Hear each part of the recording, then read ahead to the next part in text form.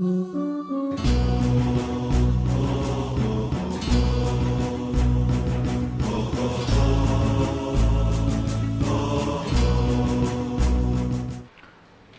باللہ من الشیطان الرجیم بسم اللہ الرحمن الرحیم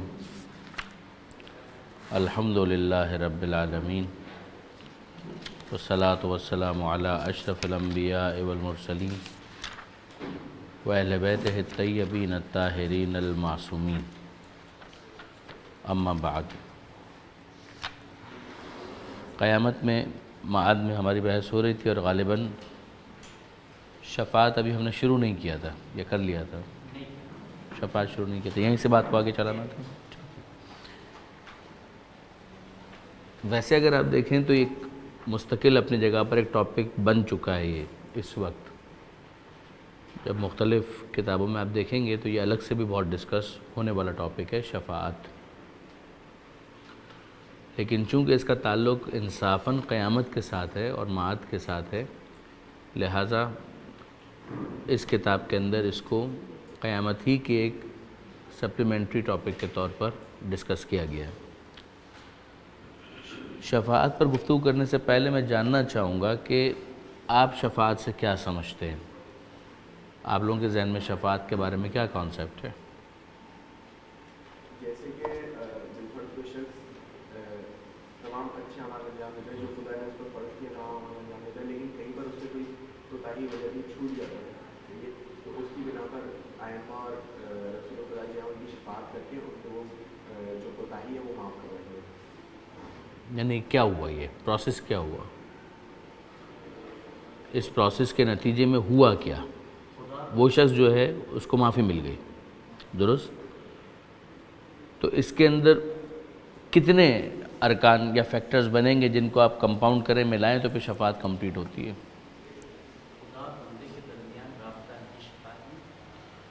خدا بندے کے درمیان رابطہ رسالت نہیں ہے، خدا اور بندے کے درمیان رابطہ امامت نہیں ہے، خدا اور بندے کے درمیان رحمت کا رشتہ جو ہے وہ رابطہ نہیں ہے۔ رابطے تو بہت سارے ہیں، ان رابطوں میں ایک رابطہ شفاعت بھی ہے، مگر اس کے ذریعے سے شفاعت پوری طرح سے ایکسپلین نہیں ہو پائے گی۔ جب ہم کہتے ہیں کہ شفاعت، تو سب سے پہلے ہم جی بی فرمائیے۔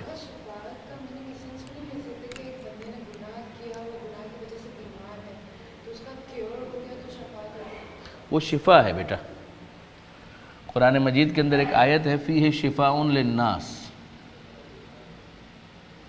شفاء للناس، اس میں شفا ہے لوگوں کے لیے۔ شفا کا مطلب ہوتا ہے وہ چیز جو کیور کرتے، بالکل صحیح ہے، ایک ریمیڈی ہے۔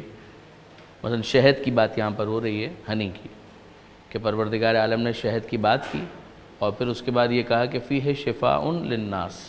ہم یہ کہتے ہیں یہ ڈاکٹر جو ہے اس کے ہاتھ میں شفا ہے، یعنی اس کے ذریعے سے جو مریض بیمار ہوتے ہیں ان کا مرض دور ہو جاتا ہے، وہ شفا یاب ہو جاتے ہیں، صحت مند ہو جاتے ہیں، ان کی بیماری دور ہو جاتی ہے، وہ شفا ہے۔ یہاں پر جو لفظ ہے وہ شفاعت، درست ہے؟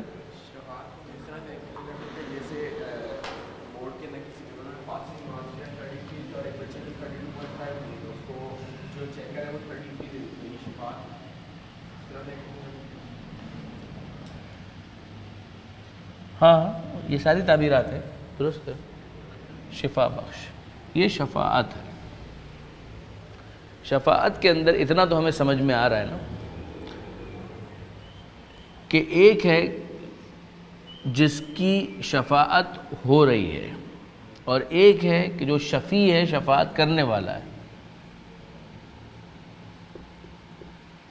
شفیع، شفاعت کرنے والا، درست ہے۔ ایک وہ ہے کہ جس کی شفاعت ہو رہی ہے، درست، اور ایک وہ پروسیس ہے جس کو ہم شفاعت اس موقع پر کہہ رہے ہیں، ٹھیک ہے جی۔ شفاعت کا ٹیکنیکل مراحل کو چھوڑتے ہوئے سمجھانے کے لیے میں عرض کر رہا ہوں، جو صحیح بھی ہے، سیکنڈ بن جانا، دوسرا بن جانا،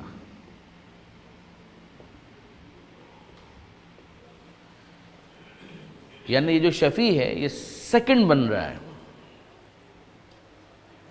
یہ پیر بن رہا ہے. مثلا آپ کے پاس ایک ہاتھ ہے، یہ دوسرا ہاتھ آ گیا. آپ ایک تھے، آپ کے ساتھ دوسرا آ گیا، ایک جوڑ آ گیا. اس کی وجہ سے اس کو کہا جائے گا کہ یہ شفیع ہے، یعنی سیکنڈ بن رہا ہے، دوسرا بن رہا ہے. تو اب یہاں پر ایک اعتراض، بہت سطحی اعتراض، بہت ہی سطحی اعتراض یہ کیا گیا کہ اس کا مطلب یہ ہے کہ آپ نے خدا کے ساتھ دوسرا بنا دیا، تو یہ تو شرک ہو گیا. تو خدا تو وحدہ لا شریک ایک ہے، اس کے ساتھ آپ نے دوسرا بنا دیا. انہوں نے کہا کہ آپ خدا کے ساتھ دوسرا نہیں بنایا، وہ جس کی شفاعت ہو رہی ہے اس کے ساتھ دوسرا بنایا ہے. وہ جس کی شفاعت ہو رہی تھی، ابھی وہ اکیلا تھا، خدا کی بارگاہ میں کھڑا ہوا تھا، پریشان مثلا سمجھانے کے لیے عرض کر رہا ہوں. اور اب ایک دوسرا ہے جو کہتا ہے کہ میں اس کا شفیع ہوں، یعنی میں اس کی شفاعت کر رہا ہوں، میں اس کو سیکنڈ کر رہا ہوں، بخشش طلب کرنے میں، مغفرت طلب کرنے میں میں اس کو سیکنڈ کر رہا ہوں. آپ میری بات سمجھے؟ جس کی شفاعت ہو رہی ہے اس کے ساتھ وہ دوسرا بن رہا ہے. شفاعت دوسرا بنتے ہوئے کیا کرتا ہے؟ شفیع دعا مانگتا ہے.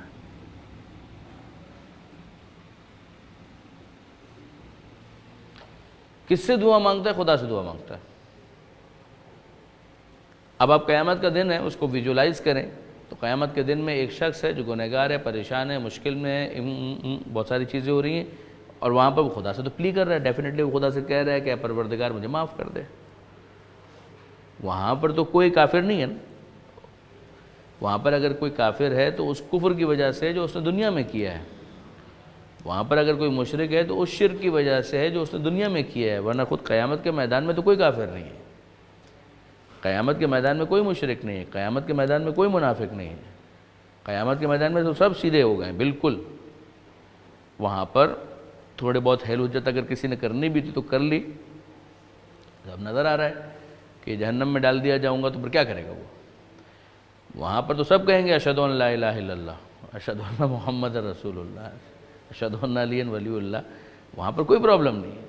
پرابلم تو سارا اس دنیا کے اندر ہے کہ جب تک چیزیں غیب کے پردے میں ہیں اس وقت تک انسان مہلت کے ساتھ اس دنیا میں زندگی گزار رہا ہے. یہی اس کا ٹیسٹ پیریڈ ہے، یہی اس کا اسیسمنٹ ہے، یہیں پر اس کا ایگزامینیشن ہے کہ یہاں پر وہ کیا پرفارم کر رہا ہے.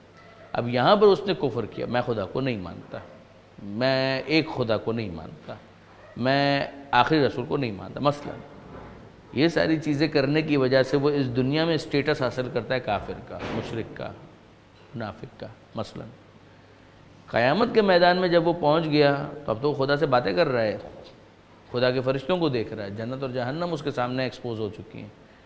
تو اب وہاں پر اگر کوئی شخص کافر ہے، مشرک ہے، تو اس کفر کی وجہ سے جو دنیا میں اس نے کیا تھا وہاں پر کفر ایگزسٹ نہیں کرتا. اب وہاں پر تو وہ بہرحال خدا سے کہہ رہا ہے کہ اے پروردگار میں تجھ سے معافی مانگتا ہوں، مجھے بخش دے، مجھے مغفرت دے دے. یہ وہ ساری چیزیں وہ کر رہا ہے. ایک گروہ ہے جس کے بارے میں یہ ہے کہ اس کے لیے شفاعت قبول کی جائے گی. وہ بھی ہم آیتیں دیکھتے ہیں. شفاعت قبول کی جائے گی تو کس کی قبول کی جائے گی؟ شفیع کون کون ہو سکتا ہے؟ ایک ہی ہے. مگر یہ خود شفاعت ہے کیا؟ کہ یہ جو کہہ رہا ہے نا کہ اے پروردگار مجھے معاف کر دے، اے پروردگار مجھے بخش دے، اے پروردگار میری مغفرت کر دے، اے پروردگار مجھے جہنم کے عذاب سے بچا لے. اس کی اس دعا کے اندر ایک اور دعا شامل ہو رہی ہے. وہ جو شفاعت کرنے والا ہے، وہ شفیع ہے، وہ بھی کہہ رہا ہے اے پروردگار اس کو بخش دے، اے پروردگار اس کو معاف کر دے، اے پروردگار اس کی مغفرت کر دے. یہ دعا جس کے ساتھ شامل ہو رہی ہے اس کو کہتے ہیں شفیع، کہ یہ اس کے ساتھ سیکنڈ بن رہا ہے، اس کے ساتھ ایک پیر بن رہا ہے. بات واضح ہو رہی ہے آپ کے لیے؟ اس کو کہتے ہیں شفاعت. تو فیکٹرز اس کے اندر، ایک تو پروسیس ہے شفاعت، ایک وہ ہے جس سے شفاعت کی جا رہی ہے، وہ خدا ہے. ایک شفاعت کرنے والا ہے، وہ ہے شفیع. ایک وہ ہے جس کی شفاعت کی جا رہی ہے، وہ گنہگار. یہ ہے پورے 3 سے 4 فیکٹرز. کلیئر ہو گیا آپ لوگوں کے لیے بات اس کے اندر؟ اب اس کے بعد جو بحث ہے نا وہ یہی ہے کہ صاحب شفیع کون ہو سکتا ہے؟ شفاعت کس کی جا سکتی ہے؟ شفاعت کا حق دیا کس نے ہے؟ یہ باتیں ہیں یا واقعی اس کی کوئی ایگزسٹنس ہے بھی؟ یہ ہے ساری بحثیں جو اس کے ساتھ جڑی ہوئی ہے. ان کے آنسرز ہمیں ملتے چلے جائیں گے تو یہ بحث مکمل ہو جائے گی. Is it clear? ٹھیک ہے جی. آئیے اب دیکھیے اس کو.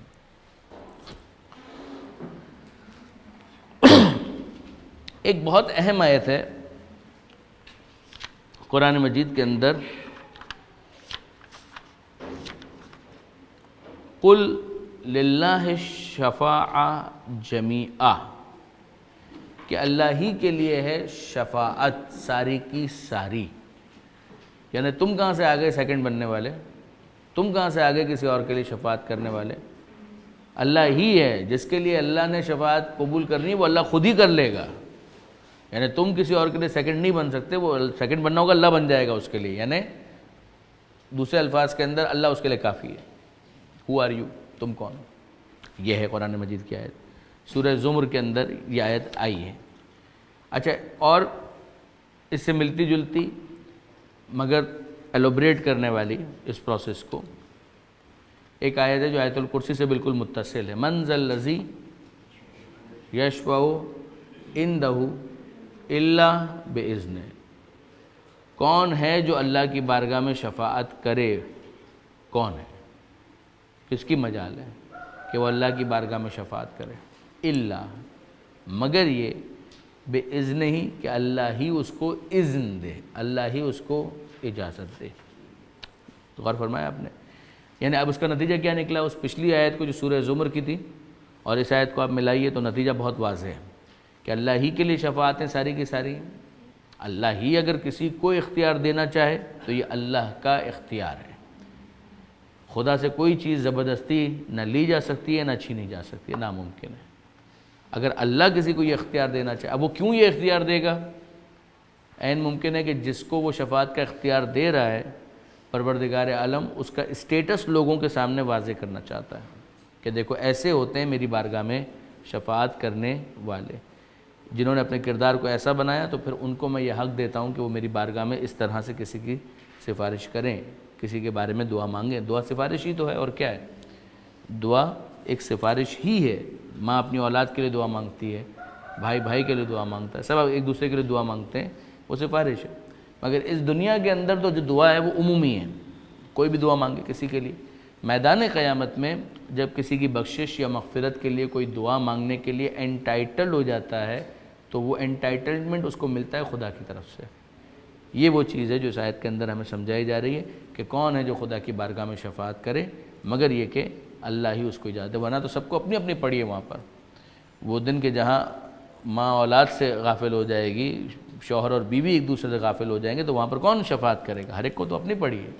تو وہ کچھ افراد کہ جن کا خدا نے ایک اسٹیٹس رکھا ہے پروردگار عالم، ان کو یہ اختیار دے گا کہ اگر تم چاہو تو شفاعت کر سکتے ہو.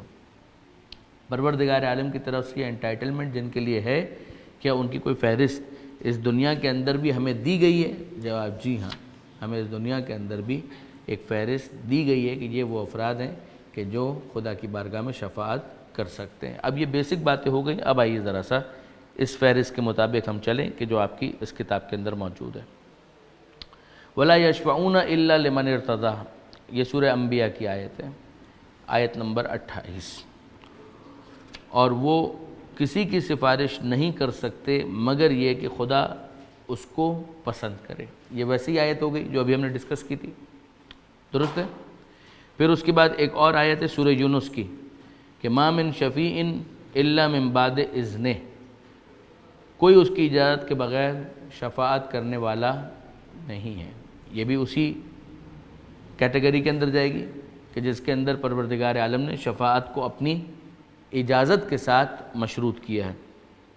پھر یہ فرماتے ہیں کہ اس لحاظ سے قرآن کے مطابق شفاعت اذن اور رضائے الہی کے تحت ایک ایسی ثابت شدہ حقیقت ہے جس سے انکار نہیں کیا جا سکتا. اب اس کے اندر آ جائیے ذرا سا.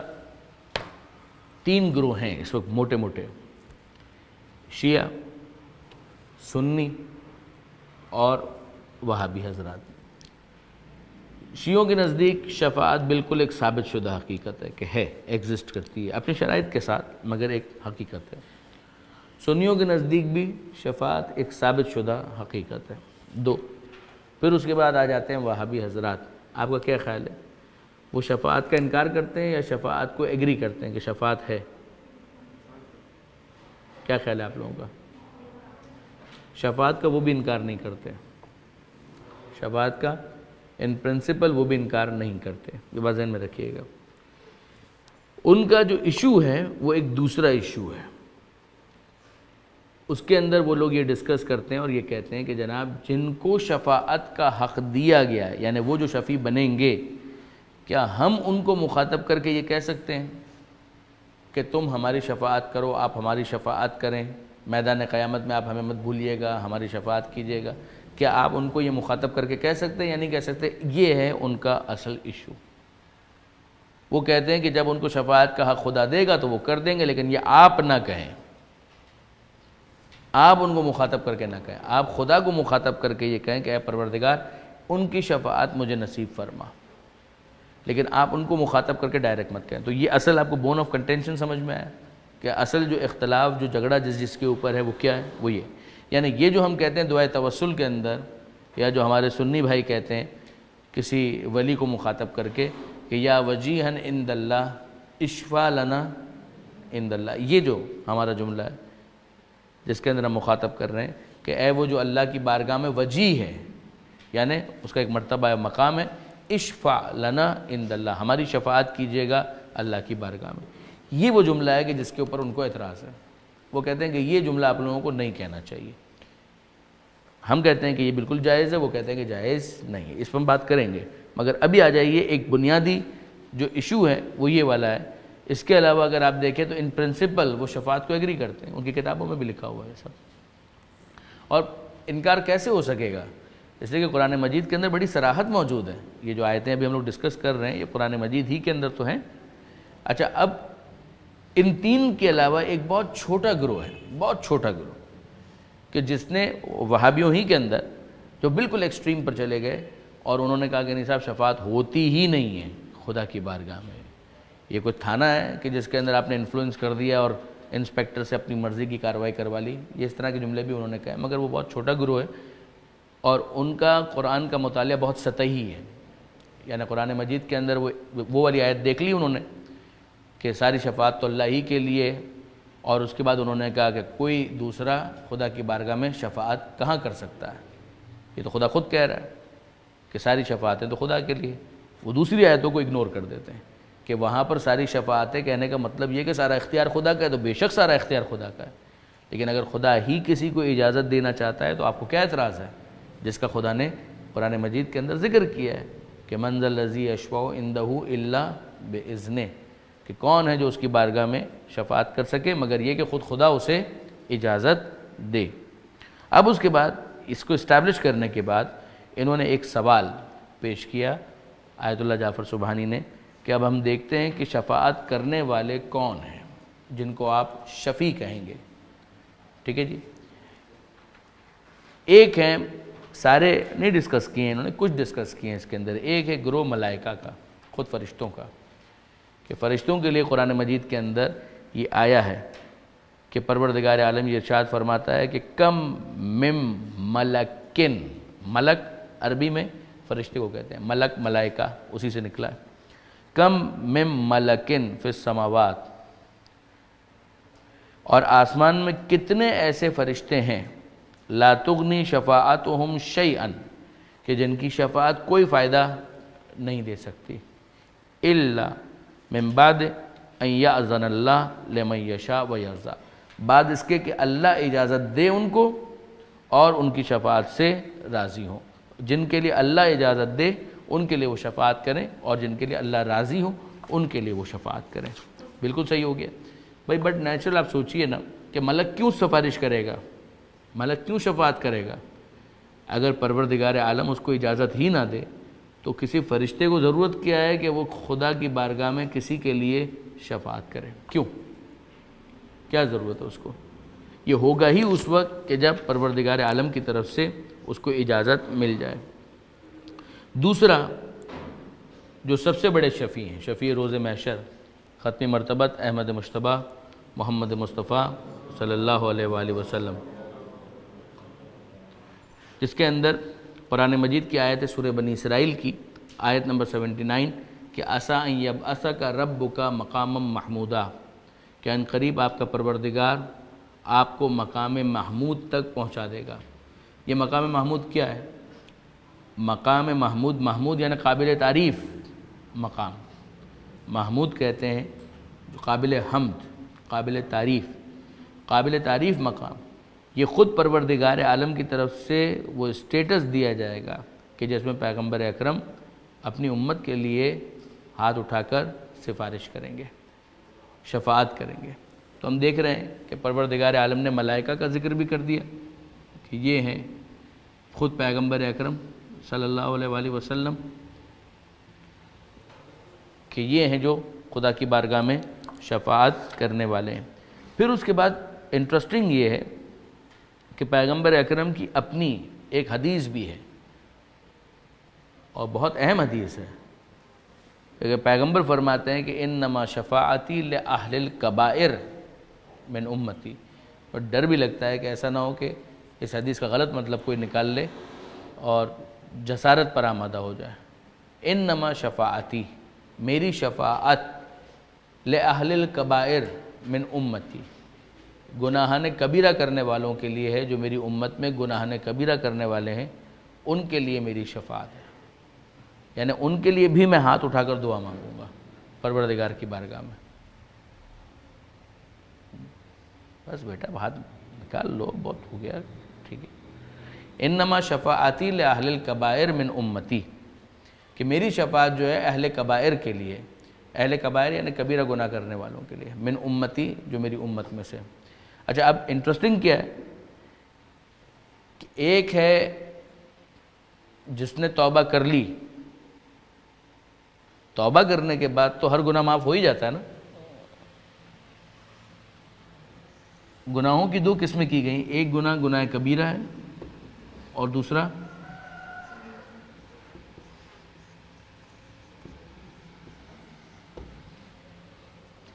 Major sense, minor sense. کیا ڈفرنس ہے ان دونوں کے درمیان؟ اینی بڈی؟ بڑا گناہ صغیرہ ہے نا، چھوٹا گناہ کیسے ڈیفائن ہوتا ہے؟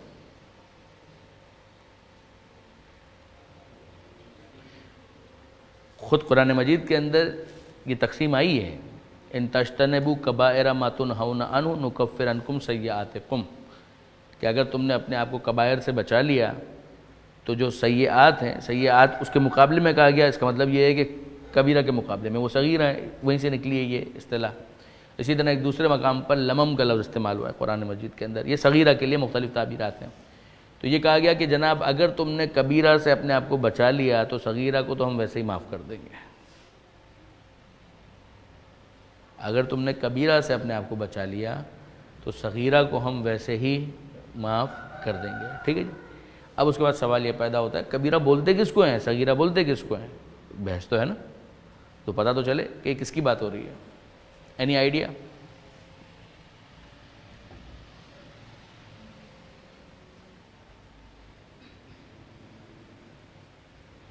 کس کو کبیرہ بولتے ہیں، کس کو صغیرہ بولتے ہیں؟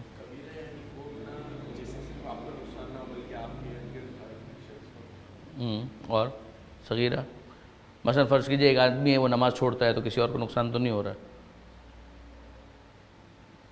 رمضان کا روزہ اس نے کبھی نہیں رکھا، دیٹس ٹرو، یہ تو آپ ٹرانسلیشن کر رہے ہیں نا، آئی نیڈ ڈیفینیشن۔ جناب ایک ہے وعید، آپ لوگوں نے ایک کتاب یقیناً دیکھی ہوگی آیت اللہ دستغیب کی، گناہ کبیرہ، دیکھیے گناہ کبیرہ، اس کو سٹارٹ میں دیکھیے گا، وہاں پر آپ کو اس کی ڈیفینیشن ملے گی۔ میں تو اس وقت سے بھی خلاصہ عرض کر رہا ہوں کہ ایک ہے وعید،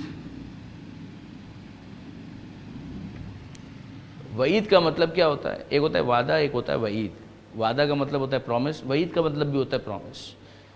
جنرلی وعدہ پازیٹیو سینس کے اندر آتا ہے، قرآن مجید کے اندر جب ہم بات کرتے ہیں تو وعدہ یعنی جنت کا وعدہ، جنت کا وعدہ۔ وعید پنشمنٹ کے لیے ہوتی ہے، چیز وہی ہے، پرومس ہی ہے، مگر وہ پنشمنٹ کے لیے ہو تو اس کو وعید کہا جاتا ہے۔ کچھ گناہ وہ ہیں کہ جن کا ذکر آیا ہے پنشمنٹ کا ذکر نہیں آیا۔ کچھ گناہ وہ ہیں کہ جن کے لیے کہا ہے کہ اگر یہ کیا تو جہنم میں ڈال دوں گا، عذاب کی بات کی، آگ کا عذاب اس کے لیے، چاہے قرآن کے اندر آئے چاہے حدیث کے اندر آئے۔ لیکن اگر ایسا ہے تو اس کو کہیں گے وعید اس کے اوپر آئی ہے۔ جس کے لیے وعید آئی ہے وہ کبیرہ گناہ ہے، جس کے لیے بھی وعید کلیئر کہ یہ کیا تو یہ ہو جائے گا، آگ میں ڈال دوں گا، گناہ ہوگا تو جہنم میں ڈال دوں گا۔ اگر پروردگار نے ایسا کیا کہ وعید اس کے ساتھ شامل ہے یا پیغمبر کے ذریعے سے وعید آ گئی تو اس صورت میں اس کو کہا جائے گا گناہ کبیرہ، اور اگر نہیں ہے تو پھر گناہ صغیرہ اس کو مانا جائے گا۔ اس کے اندر اور بھی باتیں ہیں، میں اس وقت اس کی ڈیٹیل، اس وقت ہمارا ٹاپک گناہ کبیرہ اور صغیرہ نہیں ہے، تو بات آ گئی درمیان میں تو میں عرض کر رہا ہوں۔ تو یہ ایک معیار اس کا بیان کیا گیا، ٹھیک ہے جی۔ اب اتفاق ایسا ہے کہ کل ہی میں دیکھ رہا تھا علامہ سید علی نقوی صاحب نے بھی ایک طرح سے وہ بات کہی ہے کہ بعض اوقات آپ کو لگتا ہے کہ کوئی گناہ چھوٹا ہے، مگر اس کے کانٹیکسٹ کو اگر آپ دیکھیں تو وہ گناہ جو ہے بہت بڑا ہو جاتا ہے۔ مثلا ایک ہی روپیہ آپ نے کسی سے چھین لیا، خدا نہ کرے، مگر وہی ایک روپیہ اس کے پاس تھا، تو بظاہر تو آپ کو لگے گا کہ ایک روپیہ آپ نے چھینا ہے، لیکن یہ کہ ایک روپیہ کسی اور کا چھینا ہے، پہلی بات تو یہ۔ دوسری بات یہ کہ ایک ہی روپیہ تو اس کے پاس تھا، یہ لے لیا، وہ روٹی نہیں لے سکا، مر گیا، امپیکٹ اس کا بہت زیادہ ہے۔ تو بہت سے علماء یہ کہتے ہیں کہ جناب عالی خدا بہتر جانتا ہے کہ کبیرہ کیا ہے اور صغیرہ کیا ہے، اس طرح کیس ٹو کیس وہ ڈیفرنٹ ہوتا چلا جاتا ہے۔ پھر اس کے بعد ایک اور چیز ہے، اور وہ یہ کہ لا صغیرہ مع الاصرار، کوئی صغیرہ نہیں رہتا اصرار کے بعد۔ ایگزیکٹ، ایک آدمی ہے جس نے اپنی عادت بنا لی کہ یہ تو چھوٹا گناہ چلے گا۔ اشد الذنوب مستہان بہ صاحبہ، گناہوں کے، یہ مولا کا جملہ ہے کہ گناہوں میں سب سے زیادہ شدید گناہ وہ ہے کہ جس کو کرنے والا ہلکا سمجھ لے کہ اتنا تو چلتا ہے۔ یہ وہ چیز ہے کہ جو اس گناہ کو پھر کبیرہ کی طرف لے جاتی۔ اس کا مطلب یہ ہے کہ یہ بائی مسٹیک نہیں ہو رہا ہے، ایک تو یہ تھا کہ بائی مسٹیک ہو جاتا ہے، یہ بائی مسٹیک نہیں ہوا ہے، یہ اصرار کر رہا ہے انٹینشنلی، اس کے اوپر ریپیٹڈلی اس کو کیے جا رہا ہے۔ لا صغیرہ مع الاصرار، کہ کوئی صغیرہ نہیں رہتا اصرار کے بعد۔ اصرار کا لفظ ہم لوگ اردو میں بھی استعمال کرتے ہیں، یعنی ریپیٹیشن کے بعد وہ صغیرہ خود بخود کبیرہ کی کیٹیگری کے اندر چلا جاتا ہے۔ ولا کبیرہ مع الاستغفار، کبیرہ نہیں رہتا استغفار کے بعد۔ یہ قاعدہ ہے، صغیرہ نہیں رہتا اصرار کے بعد، یعنی وہ ایلیویٹ کر جائے گا، کبیرہ کی کیٹیگری کے اندر چلا جائے گا۔ کبیرہ نہیں رہتا استغفار کے بعد، استغفار کر لیا تو کبیرہ ختم، ظاہر ہے۔ توبہ کا تو مطلب ہی یہ ہے کہ اس کے نتیجے میں استغفار کے بعد پھر وہ چیز جو ہے وہ ختم ہو جائے۔ اگر استغفار جینون ہے کہ اس کے اندر انسان شرمندہ بھی ہے، زبان سے کہہ بھی رہا ہے، اگر کسی کا حق مارا ہے تو اس کو لوٹا بھی دیا ہے، آئندہ نہ کرنے کا وعدہ بھی کر لیا ہے، تو پھر پروردگار عالم کی طرف سے توبہ گارنٹیڈ۔ درست ہو گیا؟ بات واضح ہے اس کے اندر؟ اب آئیے ایک کیس ہمارے سامنے ایسا آ گیا کہ جناب ٹھیک ہے اس نے یہ کیا،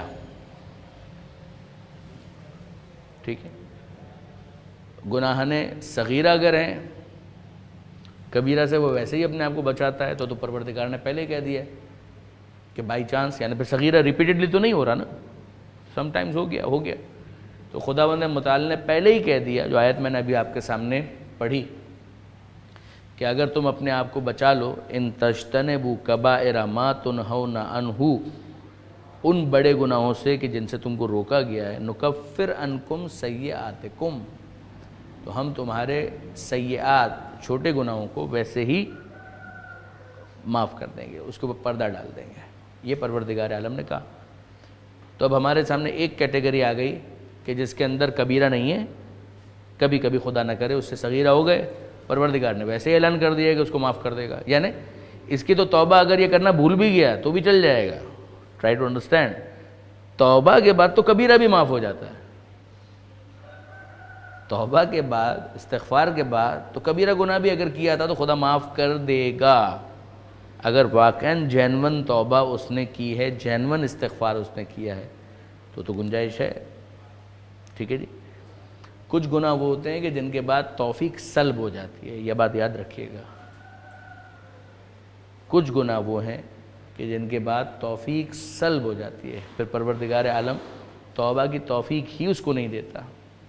مثلا قتل نفس محترم، کسی محترم انسان کی جان لے لینا یہ بہت بڑا گناہ ہے. من قتل نفسا بغیر نفس او فساد فی الارض فکأنما قتل الناس جميعا. کسی ایک بے گناہ کو مارا تو ایسا ہے کہ جیسے پوری انسانیت کو قتل کر دیا. نو دس از سم تھنگ ٹو مچ. خدا کی نظر میں یہ بہت بڑا گناہ ہے. لہٰذا ہم دیکھتے ہیں کہ اس کے لیے تو بڑی صراحت کے ساتھ وعید آئی ہے. تو اب معاملہ یہ ہو گیا کہ کچھ چیزیں اب اس کی بحث بھی اس وقت کرنے کی گنجائش نہیں ہے، ہم اس وقت ایک سپلیمنٹری ٹاپک کے طور پر اس کو لے رہے ہیں. تو کیس یہ بنتا ہے کہ ایک گروہ تو وہ ہے کہ جس نے صغیرہ بائی چانس کبھی کچھ گناہ ہو گئے، کبیرہ کیا ہی نہیں، تو پروردگار نے کہا کہ ہم ویسے ہی اس کو معاف کر دیں گے. ایک گروہ وہ ہے کہ جس نے گناہان کبیرہ کیے مگر استغفار کر لیا دنیا ہی کے اندر، اس کو بھی خدا نے معاف کر دیا. تو اب شفاعت کی ضرورت کس کو ہے؟ شفاعت کی ضرورت ان لوگوں کو ہے کہ جو ہیں ہی گناہان کبیرہ میں ملوث. کیا یہ ایسے ہوں گے کہ جن کے لیے کوئی گنجائش بنتی ہوگی اور پیغمبر وہاں پر انٹائٹل تو ہیں یہ جہنم کے؟ یہ بات ذہن میں رکھیے گا. ایک تو وہ شخص ہے کہ جو کافر ہے، مشرک ہے، وہ اس وقت ہمارے ڈسکشن میں نہیں ہے. کافر اور مشرک کی ہم بات نہیں کر رہے ہیں، جن کے لیے قرآن مجید نے ایک لفظ استعمال کیا خالدین فیہا ابدا، کہ یہ اس میں رہیں گے ہمیشہ ہمیشہ. تو ختم ہو گئی، کیس ہی ختم ہو گیا. کیس اس وقت جو ڈسکس ہو رہا ہے یہ ان افراد کا ڈسکس ہو رہا ہے کہ کافر نہیں ہے، مشرک نہیں ہے، مگر یہ گنہگار ہیں، گناہ ہوا ان سے، کبیرہ گناہ ہو گیا ان سے، بعض کبائر ان سے ہو گئے. مگر بہرحال یہ لوگ اچھے کام بھی کیا کرتے تھے، برے کام نہیں تھے، صرف اور صرف اچھے کام بھی کرتے تھے. پیغمبر اکرم کی امت میں بھی تھے. گناہوں کے اوپر اگر دیکھا جائے تو شرمندگی بھی ان کو تھی. ایسا نہیں ہے کہ گناہ کے اوپر اصرار ہی اصرار تھا اور شرمندگی نہیں تھی، ایسا نہیں. مگر نہ وہ پوری طرح سے توبہ کر پائے، نہ پوری طریقے سے اپنے آپ کو بچا پائے. اچھے کام بھی کرتے رہے، وہ بھی ہوتا رہا. اب چلا گیا معاملہ میدان قیامت میں. اب قیامت کے میدان میں جب معاملہ چلا گیا تو وہاں پر پیغمبر اکرم کی شفاعت کی وجہ سے ان کی مغفرت ہونے کا امکان ہے یا نہیں؟ دس از دا کوسچن. یاد رکھیے گا اس کا پورا پورا امکان موجود ہے. ایکچولی یہ ساری چیزیں گھوم پھر کر جاتی ہیں رحمت پروردگار، کہ پروردگار عالم رحم کرنا چاہتا ہے اپنے بندوں کے اوپر. اس کے مختلف انداز ہیں. وہ ویسے ہی میدان قیامت میں معاف کر دے. خدا کہے کہ کوئی ضرورت نہیں، میں ٹھیک ہے، میں خود ہی اس بندے کو ویسے ہی، وہ جو انہوں نے کہا کہ وہ ایگزامینر خود ہی کچھ گریس مارکس دے کے پاس کر دیتا ہے. بہت اچھی بات. ایک یہ ہے کہ آپ کے پاس آ گیا ایک کہ آپ نے پروویژن رکھا تھا کہ بھائی جو پورے سال کلاس کے اندر جو ٹیچر نے اس کو کنڈکٹ کیا تھا، دیکھا تھا اس کا کنڈکٹ، اس نے کہا کہ نہیں کیریکٹر تو بہت اچھا ہے، پیپر میں اچھا پرفارم نہیں کر پایا بٹ کیریکٹر اچھا ہے، اچھا کلاس کے اندر پارٹیسپیشن تھا، اخلاق اچھا تھا. اس پرچے کی بنیاد کے اوپر آپ نے کچھ ایڈیشنل مارکس دے کر اس کو پاس کر دیا. یہ ایک الگ چیز ہے. ایک آپ نے خود کر دیا، ایک ہے یہ کہ آپ نے کہا کہ نہیں ٹھیک ہے، اس وقت اس چیز کو کنسیڈر کرتے ہوئے آپ نے اس کو معاف کر دیا. یہ مختلف انداز ہیں کسی کو اکوموڈیٹ کرنے کے. اصول یہ ہے کہ پروردگار جہنم میں نہیں ڈالنا چاہتا. پرنسپل یہ ہے. اگر پرنسپل یہ ہوتا نا کہ بس کچھ بھی کر کے اس کو جہنم میں ڈالو تو یہ سارا پروویژن ہی نہ رکھا جاتا. آپ میری بات سمجھ؟ اصول یہ ہے کہ پروردگار عالم جہنم میں نہیں ڈالنا چاہتا. یہ جو دعائے کمیل کے اندر امیر المومنین نے سمجھایا ہے اور بہت اچھی طریقے سے سمجھایا ہے، وہ اصول سمجھیے گا کہ یہاں پر بھی وہی ساری چیزیں اپلائی ہوتی ہیں. یہ پروردگار کی رحمت کے مختلف انداز ہیں. کہ خدا معاف کرنا چاہتا ہے. اس معاف کرنے کا ایک انداز یہ کہ خود ہی معاف کر دیا، اگرچہ انٹائٹلڈ ہے کہ اس کو جہنم میں ڈالا جائے، اور خود ہی معاف کر دیا. یا شفاعت کی وجہ سے معاف کر دیا، کہ پیغمبر اکرم کی شفاعت، اہل بیت کی شفاعت، ملائکہ کی شفاعت، کسی کی شفاعت کی وجہ سے معاف کر دیا. یہ سب شفاعت کر رہے ہیں خدا ہی کے اذن سے. خدا یہ چاہ رہا ہے کہ یہ شفاعت کرے، کہ اس بہانے سے ان کی مغفرت ہو جائے.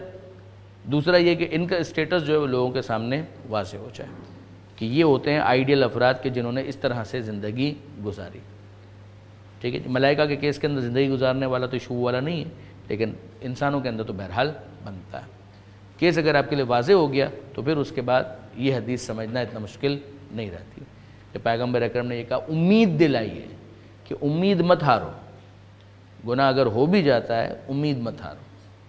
انما شفاعتی لاہل الکبائر من امتی، میری امت کے گناہان کبیرہ کرنے والے جو ہیں وہ بھی مایوس نہ ہوں، اپنی سی کوشش کریں، میں وہاں پر ان کی شفاعت کروں گا، یعنی ان کے لیے ہاتھ اٹھاؤں گا.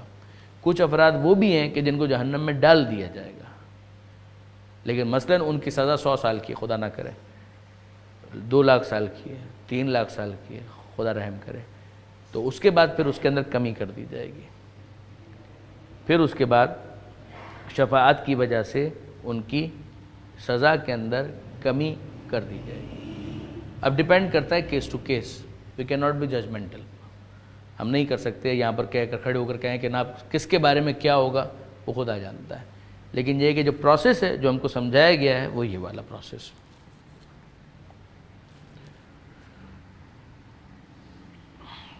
اس کے بعد پیغمبر اکرم کی ایک اور حدیث انہوں نے لکھی ہے یہاں پر کہ اوتی تو خمسن و اوتی تو شفاء فدخرتها لامتی فہیا لمن لا یشرک باللہ، کہ مجھے 5 چیزیں دی گئی ہیں، ان میں سے ایک جو ریلیونٹ ہے وہ اوتی تو شفاء، اور مجھے شفاعت بھی دی گئی ہے کہ مجھے شفاعت کرنے کا حق دیا گیا ہے.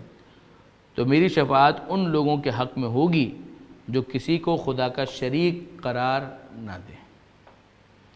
جو خدا کے ساتھ کسی کو شریک قرار دیتے ہیں پھر ان کے لیے میری شفاعت نہیں ہے.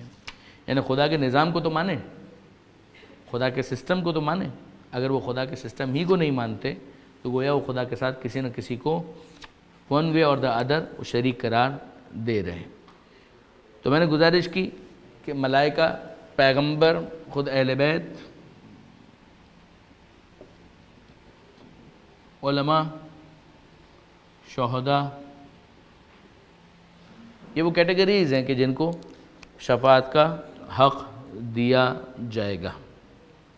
اچھا ان کا ایک تبصرہ ہے، اس تبصرے کو بھی سنیے کہ اس ضمن میں اس امر کی طرف توجہ دینا ضروری ہے کہ شفاعت کے عقیدے کو توبہ قبول ہونے کے عقیدے کی طرح لوگوں کے لیے گناہ کے ارتکاب میں گستاخی کا سبب نہیں ہونا چاہیے. یعنی نہ توبہ کے عقیدے میں یہ غلطی ہونی چاہیے اور نہ ہی شفاعت کے عقیدے میں، بلکہ اسے امید کی ایک کرن سمجھ کر عفو و بخشش کی امید سے راہ راست پر آنا چاہیے.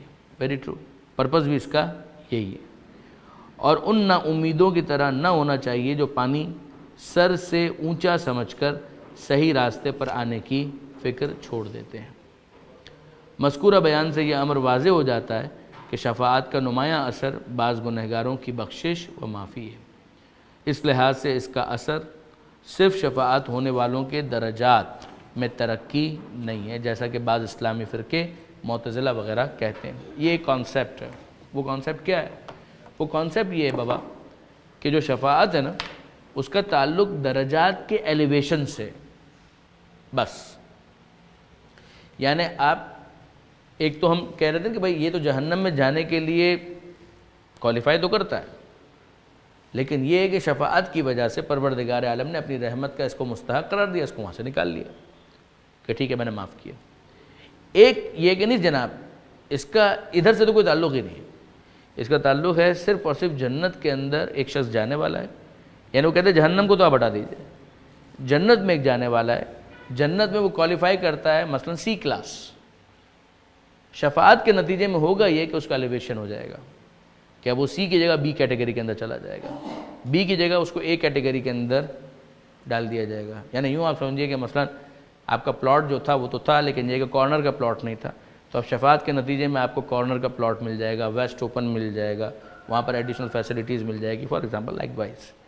یہ ایک کانسیپٹ معتزلہ کا انہوں نے بیان کیا کہ ایک گروہ نے یہ کہا کہ نہیں صاحب، ان کو یہ ہضم نہیں ہو رہا تھا کہ شفاعت ایسے کیسے ہو سکتی ہے. مگر اگر آپ اس پورے سینیریو کو دیکھیں اور اس کانٹیکسٹ کو دیکھیں کہ جو بھی ہم نے ڈسکس کیا تو اس میں کوئی پرابلم باقی نہیں رہتی. اصول یہ ہے کہ پروردگار اپنے بندوں پر رحم کرنا چاہتا ہے. پروردگار عالم نے قیامت کے دن جہنم ہی کے اندر ڈالنے کا فیصلہ نہیں کیا ہے، میکسیمم افراد کو وہ معاف کرنا چاہتا ہے، میکسیمم افراد کی وہ مغفرت کرنا چاہتا ہے. مرسی، خدا کی محبت اپنے بندوں سے بہت زیادہ ہے.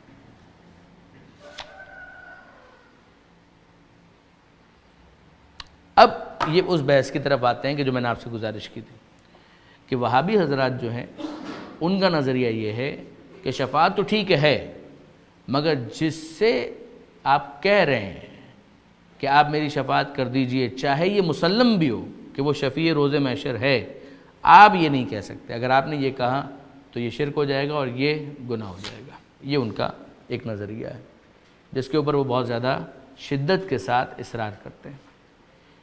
شیعوں کے اندر اور سنیوں کے اندر سب اس بات کے قائل ہیں کہ شفاعت ایک مسلم عقیدہ بھی ہے، اور جو شفیع ہے اس کو مخاطب کر کے یہ کہا جا سکتا ہے.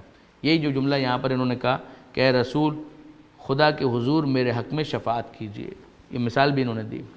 یا وہ جملہ جو ہم لوگ دعائے توسل کے اندر کہتے ہیں کہ یا وجیہن عند اللہ اشفع لنا عند اللہ. اس کا ایک ہسٹوریکل انالیسز انہوں نے کیا ہے اور بہت اچھا کیا ہے مختصراً. اگر آپ اس کی تفصیل پڑھنا چاہیں تو میں 2 کتابیں تو آپ کو بھی سجیسٹ کروں گا، مگر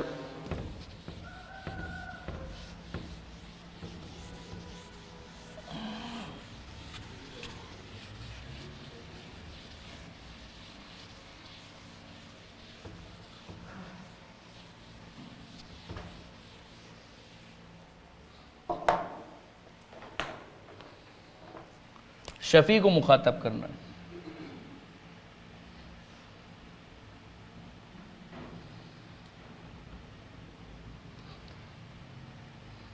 یہ ہے اس وقت جو بحث جو میں نے عرض کیا کہ وہابیوں کے لیے یہ ایشو بڑا سینسٹیو بن گیا. شیعہ اور سنی سب اس بات کے قائل ہیں کہ آپ شفیع کو مخاطب کر سکتے ہیں، آپ اس کو ایڈریس کر سکتے ہیں، اور آپ یہ کہہ سکتے ہیں کہ آپ میرے لیے شفاعت کریں خدا کے حضور. دیر از نو پرابلم، دیر از نو ہارم. اس لیے کہ آپ اس کو یہ نہیں کہہ رہے کہ تم خدا بن جاؤ، آپ اس کو یہ نہیں کہہ رہے کہ میں تم کو خدا کا شریک مانتا ہوں معاذ اللہ.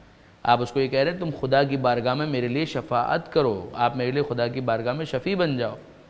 وہ عہدہ جو خدا کی طرف سے ان کے لیے ہے، اسی کے لیے ان سے یہ کہنا اس میں کیا پرابلم ہے؟ یہ ہے بنیادی سوال شیعوں کی طرف سے اور سنیوں کی طرف سے. وہابیوں کی طرف سے یہ جملہ ہے کہ نہیں جناب، ان کو اگر آپ نے مخاطب کیا تو آپ نے خدا کے ساتھ شریک قرار دے دیا. آپ کو اگر کہنا ہے تو آپ خدا کو مخاطب کر کے یہ کہیں کہ اے پروردگار تو ان کو میرا شفیع قرار دے. ہم کہتے ہیں ہمیں اس میں کوئی پرابلم نہیں ہے، خدا سے آپ یہ کہہ سکتے ہیں، وہ بالکل کہنے میں کوئی حرج نہیں، مگر جس کو خدا شفاعت کا عہدہ دے چکا ہے، اذن دے چکا ہے، اس کو مخاطب کرنے میں کیا پرابلم اور کیا ایشو آ سکتا ہے؟ یہ ہے سوال. اس سوال کا جواب یا اس کو انالائز کرنے سے پہلے جو ہسٹوریکل انالیسس تھا اس کا تاریخی تجزیہ، وہ یہ تھا کہ 8ویں صدی 8th سینچری، یعنی اس وقت ہم لوگ 15ویں صدی کے اندر ہیں رائٹ ناؤ. 8th سینچری کا مطلب ہوا 700 پلس، 700 سے لے کر 799 800 تک. یہ جو صدی بنے گی یہ بنے گی 8ویں صدی ہجری. اس کے مڈ سے تھوڑا آگے یہ والا کانسیپٹ آیا. اس سے پہلے نہیں تھا یہ، اس سے پہلے اس پر اتفاق پایا جاتا تھا کہ جو شفیع ہے اس کو مخاطب کرنے میں کوئی پرابلم نہیں ہے. یہ سارے ایشوز جنہوں نے ریز کیے ہیں ان کا نام ہے ابن تیمیہ.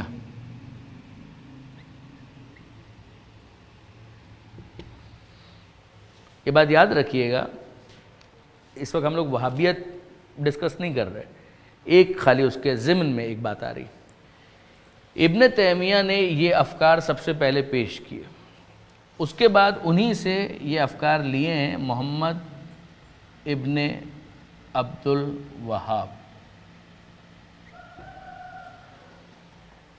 محمد ابن عبد الوہاب. یہ نظریات انہوں نے انہی سے لیے ہیں، ابن تیمیہ سے. اور پھر محمد ابن عبد الوہاب اور سعود فیملی، ان کا ایک کولیبریشن ہے کہ جس کے نتیجے میں سعودی عرب وجود میں آیا. اس سے پہلے سعودی عرب کوئی ایگزسٹنس ہی نہیں تھی نا، وہ تو حجاز کہلاتا تھا. مگر وہ جو مملکت سعودیہ جو بنی ہے ایک فیملی کے نام پر، تو اس کے اندر یہ ایگریمنٹ تھا ان کا محمد ابن عبد الوہاب کے ساتھ کہ اگر پھر آپ کو اقتدار ملا تو پھر نظریات میرے ہوں گے کہ جن کو آپ پرچار کریں گے، اور مجھے اس بات کا اختیار دیں گے کہ میں اس فلسفی کو اور اس آئیڈیالوجی کو لوگوں کے درمیان پروپیگیٹ کروں. اور اسی کے نتیجے میں پھر وہ ساری چیزیں آپ کو نظر آتی ہیں، تمام وہ جو مزارات کو ڈھانا ہے، جنت البقیع وغیرہ. اور اسی میں پھر یہ والی فلسفی زیادہ ابھر کر سامنے آئی کہ صاحب شفاعت اور یہ اور وہ ساری چیزیں نہیں ہو سکتی، جو شفیع ہے اس کو مخاطب نہیں کیا جا سکتا. مختصراً اتنا ذہن میں رکھیے گا اس سے پہلے کہ ہم بریک لیں کہ محمد ابن عبد الوہاب جو ہیں اور ابن تیمیہ، ان دونوں کو بہت ریزسٹنس ملی. آج بھی ایک بڑا ایک نادر یا ریئر، جس کو ہم کہیں کہ بہت چھوٹا سا ایک گروہ ہے مسلمانوں میں وہابیت کا کہ جو اس نظریے کا قائل، جن کو سلفی کہا جاتا ہے. ایک بہت چھوٹا سا گروہ ہے. مین اسٹریم جو مسلمان ہیں وہ اس نظریے کو ایگری نہیں کرتے. ابن تیمیہ کو اپنے زمانے میں بھی بہت ریزسٹنس ملا تھا. اور پھر اس کے بعد محمد ابن عبد الوہاب، تو محمد ابن عبد الوہاب اس گروہ کو وہابی کہا گیا اس کے والد کے نام پر، عبد الوہاب. اس لیے کہ اگر محمدی کہا جاتا تو پیغمبر اکرم کے نام کے ساتھ یہ کنفیوژن ہوتا، لہٰذا اس کو کہا گیا، ان کے فالوورز کو کہا گیا وہابی. انفیکٹ اگر آپ دیکھیں تو ان کی مخالفت کرنے والوں میں سب سے پہلے مخالف خود ان کے والد تھے. خود ان کے والد جو تھے محمد ابن عبد الوہاب یعنی عبد الوہاب، انہوں نے اپنے بیٹے کو ڈسون کر دیا تھا. انہوں نے کہا تھا کہ یہ گمراہ ہو چکا ہے. خود محمد ابن عبد الوہاب کا جو بھائی تھا، پہلی کتاب یا اسٹارٹ کی جو کتابیں محمد ابن عبد الوہاب کے خلاف لکھی گئیں، ان کے اندر خود محمد ابن عبد الوہاب کے بھائی شامل تھے. انہوں نے کتاب لکھی کہ میرا بھائی جو ہے گمراہ ہو چکا ہے. پوری کتاب لکھی انہوں نے.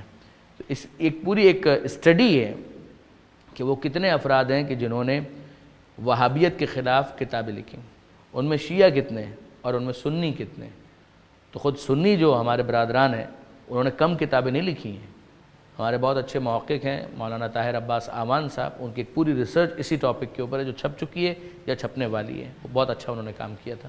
اس زمانے کے اندر اگر آپ اس کو پڑھنا چاہیں تو دو کتابیں، ایک تو خود آیت اللہ جعفر سبحانی کی ہے آئین وہابیت،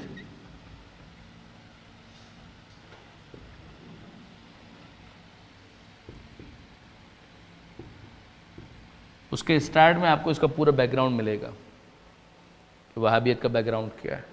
دوسری ایک کتاب ہمارے فیوریٹ رائٹر آیت اللہ نقن صاحب، ان کی کتاب ہے رد وہابیت. آیت اللہ نقن صاحب، علی نقی. یہ کتاب آج کل اس نام سے بھی آ رہی ہے، کشف النقاب عن عقائد محمد ابن عبد الوہاب.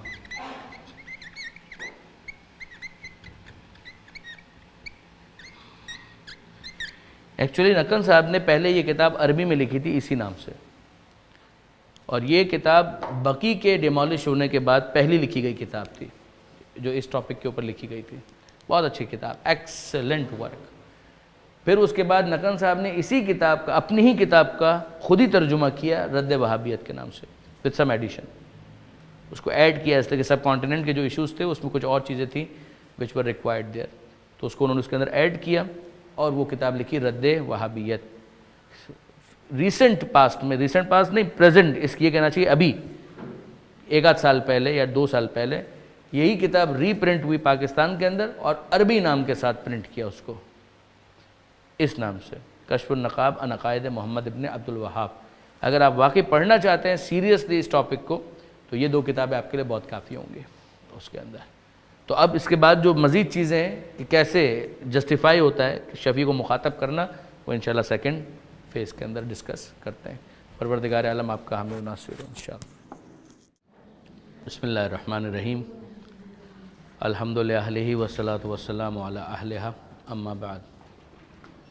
اب یہ والا جو ایشو ہے نا، اس ایشو کو تھوڑا سا سمجھنے کی کوشش کیجئے کہ یہ ہے کیا.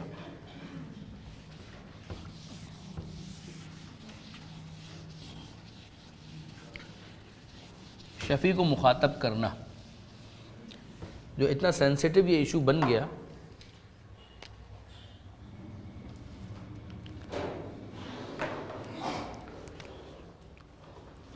میں نے عرض کیا کہ شیعوں کے اندر تو کوئی ایشو ہے ہی نہیں یہ والا، ٹھیک ہے جی.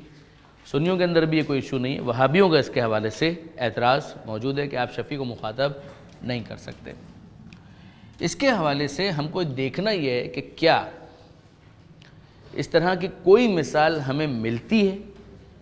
مثلا اگر قرآن مجید ہی کے اندر کہیں ہمیں یہ چیز مل جائے کہ کسی نے کسی سے دعا کی التماس کی، اس لیے کہ شفاعت طلب کرنا، اس کا مطلب ہی یہ ہے کہ آپ خدا کی بارگاہ میں ہمارے لیے دعا کر دیجئے.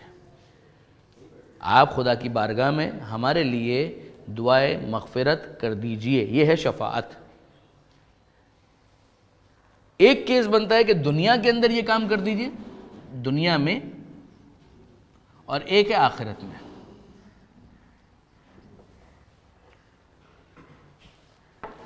یعنی وہ جو شفیع ہے وہ خدا کی بارگاہ میں دعا کر رہا ہے، اللہ کی بارگاہ میں. یعنی اس شفیع نے خدا سے دعا مانگی. کس کے بارے میں؟ ایک شخص ہے مسٹر ایکس، اس کے بارے میں. یہ شفیع اس ایکس کے بارے میں خدا سے دعا مانگ رہا ہے، جبکہ یہ شفیع دنیا میں ہے، جبکہ یہ شفیع دنیا میں نہیں ہے، دنیا سے جا چکا ہے. ٹھیک. اب ذرا سا سیناریو کو سمجھیے گا. یہ وہ گنہگار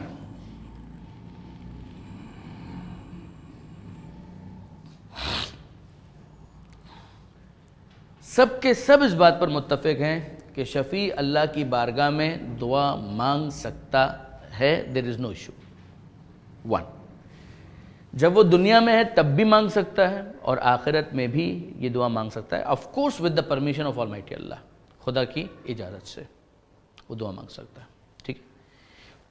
ہمارا ایزمپشن یہ ہے کہ ہم اس کی بات کر رہے ہیں جس کے بارے میں طے ہے کہ خدا نے اس کو اجازت دی ہوئی ہے. مقام محمود کی بات کی ہوئی ہے، وہ ہے پیغمبر اکرم. ٹھیک ہے. ایک کیس ہم دیکھ لیں تو باقی تمام تو چیزیں ہمارے لیے خود کلیئر ہو جائیں گی. کہ پیغمبر اکرم کو ہم لے لیتے ہیں کہ وہ ہیں شفیع، خدا کی بارگاہ میں دعا کر رہے ہیں، دعائیں مغفرت کر رہے ہیں. کس کے لیے کر رہے ہیں؟ لوگوں کے لیے کر رہے ہیں. کون لوگ؟ جو گنہگار ہیں. دنیا میں کر رہے ہیں، آخرت میں کر رہے ہیں. یہاں تک کسی قسم کا کوئی پرابلم نہیں ہے. اب اس کے بعد آ جاتی ہے وہی والی چیز کہ شفیع کو مخاطب کرنا. یہ شفیع کو مخاطب کر رہا ہے ایکس، اور وہ یہ کہہ رہا ہے کہ آپ میرے لیے خدا سے دعا مانگیں. یہاں پر جو وہابی حضرات ہیں، میں پھر کہہ رہا ہوں کہ شیعہ اور سنیوں کا تو کوئی مسئلہ ہی نہیں. یہ جو وہابی حضرات ہیں وہ یہ کہتے ہیں کہ جناب آپ جو شفیع کو مخاطب کر رہے ہیں، اگر آپ دنیا میں مخاطب کر رہے ہیں تو کوئی پرابلم نہیں. اگر آپ دنیا میں مخاطب کر رہے ہیں جبکہ یہ شفیع دنیا میں موجود ہے، آپ بھی اس دنیا میں ہیں، شفیع بھی اس دنیا میں، اور آپ اس سے یہ کہیں کہ آپ میرے لیے دعا مانگیے تو کوئی پرابلم نہیں. یہ بھی آہستہ آہستہ وہ یہاں تک آئے. پہلے یہ اس کو بھی نہیں ایگری کرتے تھے. آہستہ آہستہ یہاں تک وہ آ گئے. انہوں نے کہا کہ نہیں، اگر وہ موجود ہیں اس وقت یہاں پر اور آپ ان کو یہ کہیں کہ آپ میرے لیے دعا مانگیے، کوئی پرابلم نہیں. وہ کہتے ہیں اس پہ کوئی ایشو نہیں ہے. لیکن ونس وہ اس دنیا سے گئے، اب اس کے بعد اگر آپ ان سے یہ کہہ رہے ہیں، مخاطب کر رہے ہیں کہ آپ میرے لیے خدا کی بارگاہ میں دعا کر دیں، تو آپ یہ ان سے نہیں کہہ سکتے. ٹھیک ہے جی، ورنہ یہ شرک ہو جائے گا. اچھا، ہم ایک سوال کرتے ہیں کہ اصولی طور پر یہ بتائیے کہ اگر اس دنیا سے جانے کے بعد ان کو مخاطب کرنا شرک ہے تو دنیا میں ان کو مخاطب کرنا کیوں شرک نہیں ہے؟ کیا شرک کے اندر بھی ایکسیپشنز ہوتے ہیں کہ یہ والا شرک جائز ہے اور یہ والا شرک جائز نہیں ہے؟ یہ بڑا بھاری کوشچن ہے، بہت بھاری اعتراض ہے کہ یہ شرک کے اندر استثناء کب سے ہونے لگا کہ یہ والا شرک جائز ہوگا اور وہ والا شرک جائز نہیں ہوگا. اگر آپ کا یہ کہنا ہے کہ ان کو مخاطب کر کے کہنا شرک ہے تو یوں بھی شرک ہونا چاہیے، یوں بھی شرک ہونا چاہیے۔ اب ہمارے سامنے اس حوالے سے دو بڑی اہم آیتیں موجود ہیں۔ حضرت یعقوب علیہ السلام سے یوسف علیہ السلام کے بھائیوں نے یہ کہا کہ بابا جان ہم سے غلطی ہو گئی، اے بابا جان ہمارے لیے خدا کی بارگاہ میں استغفار کیجیے۔ یہ سورہ یوسف کے اندر برادران یوسف کی دعا موجود ہے۔ یا ابانا استغفر لنا ذنوبنا انا کنا خاطئین، ہم لوگ یقیناً خطا کار تھے، اے بابا جان ہمارے لیے اللہ سے دعا مانگیں کہ وہ ہماری مغفرت کرے۔ حضرت یعقوب علیہ السلام نے ڈانٹا نہیں ہے اس موقع پر۔ حضرت یعقوب علیہ السلام نے کہا سوف استغفر لکم ربی، میں قریب تمہارے لیے اپنے رب سے مغفرت طلب کروں گا۔ تو یعقوب علیہ السلام کو تو روک دینا چاہیے تھا، انہوں نے کہا تھا کہ ابھی تک نہیں سدھرے، ابھی تک تم کو سمجھ میں نہیں آیا، تم مجھے درمیان میں دعا کے لیے کہہ رہے ہو، خود خدا سے دعا مانگو، مجھ سے دعا منگوانے کی کیا ضرورت ہے، یہ چیز غلط ہے، یہ شرک ہے۔ حضرت یعقوب علیہ السلام did not say anything like this، بلکہ انہوں نے کہا کہ میں قریب یہ کام کروں گا تمہارے لیے۔ یہ ایک ریفرنس بنتا ہے جو بڑا اسٹرانگ ریفرنس ہے، بہت سیلف ایکسپلینیٹری ہے۔ ہم لوگ خود آپس میں ایک دوسرے کے ساتھ یہ کہتے ہیں التماس دعا، کیا شرک ہے؟ جبکہ ہمارا یہ کنفرم نہیں ہوتا ہے کہ ہماری دعا خدا قبول کر لے گا، اس لیے کہ ہمارا جو دعا کرنا ہے ایکسیپٹ بھی ہو سکتا ہے، ریجیکٹ بھی ہو سکتا ہے، مگر ہم ایک دوسرے کے لیے دعا کرتے ہیں۔ ہم خود مرحومین کے لیے دعا کرتے ہیں، اللہم اغفر للمؤمنین والمؤمنات، اس میں شیعہ سنی وہابی کوئی اعتراض نہیں، سب ایگری کرتے ہیں، ٹھیک ہے جی۔ تو اس میں کیا پرابلم آ گیا؟ کوئی پرابلم نہیں آیا۔ پھر اس کے بعد ایک اور جو آیت ہے سورہ نساء کی آیت نمبر 64،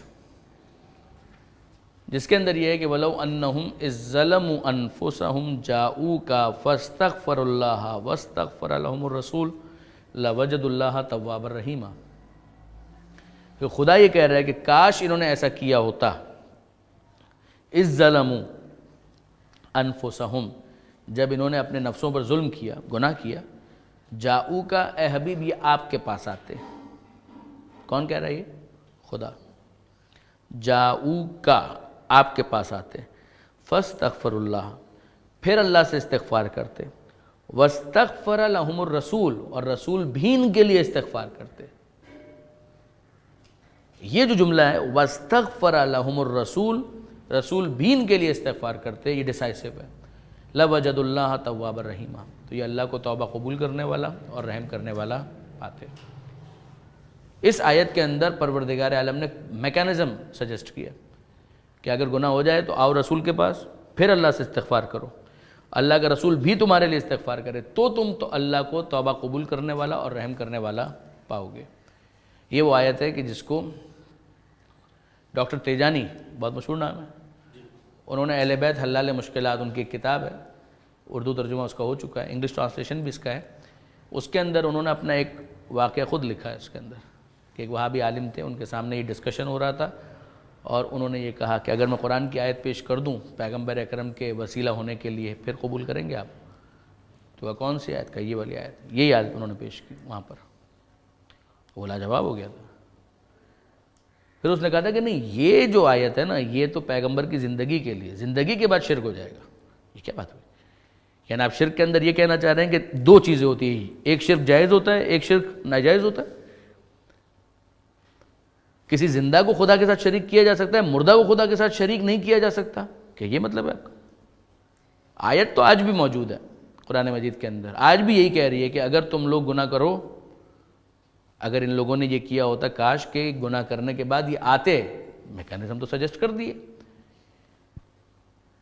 پھر اللہ سے استغفار کرتے اور اللہ کا رسول بھی ان سے استغفار کرتا۔ اب آپ ذرا ویژولائز کریں کہ ایک انسان ہے، اس سے کوئی گناہ ہو گیا، پیغمبر اکرم یہاں پر موجود ہے، وہ پیغمبر اکرم کے پاس آئے، پھر اللہ سے استغفار کرے۔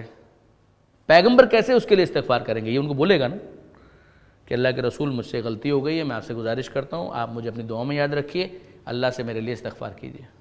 اس کا کوئی حل ہے؟ تو یہ پیغمبر اکرم کو کہے گا کہ اللہ کے رسول میرے لیے استغفار کیجیے؟ اگر یہ حرام ہے تو یہ کیسے کہہ رہا ہے؟ اگر یہ شرک ہے تو یہ کیسے کہہ رہا ہے؟ یہ ہے بیسک پوائنٹ اس کے اندر۔ بات سمجھ میں آ رہی؟ یہ ہو گیا معاملہ دنیا کا۔ تو دنیا کے اندر پھر انہوں نے کہا کہ نہیں ٹھیک سے، تو وہ انہوں نے تیجانی صاحب نے بہت اچھا ایک اس وقت موقع پر کیا تھا، جب وہ وہابی عالم تھے، انہوں نے یہ کہا تھا کہ جناب اگر یہ تو آپ پیغمبر کی بات کر رہے ہیں دنیا میں، تو اگر کوئی اور بھی مقدس شخصیت ہو تو اس سے بھی یہ کہا جا سکتا ہے اگر وہ زندہ ہو. تو پھر انہوں نے اس کو بہت زیادہ زج کر کے رکھ دیا. وہ کہہ کے انہوں نے مصلی بچھایا اور پروردگار عالم کو مخاطب کر کے کہا ہے پروردگار میں تجھے تیرے مقدس بندے خمینی کا واسطہ دے کر کہتا ہوں کہ تو میری مغفرت فرما.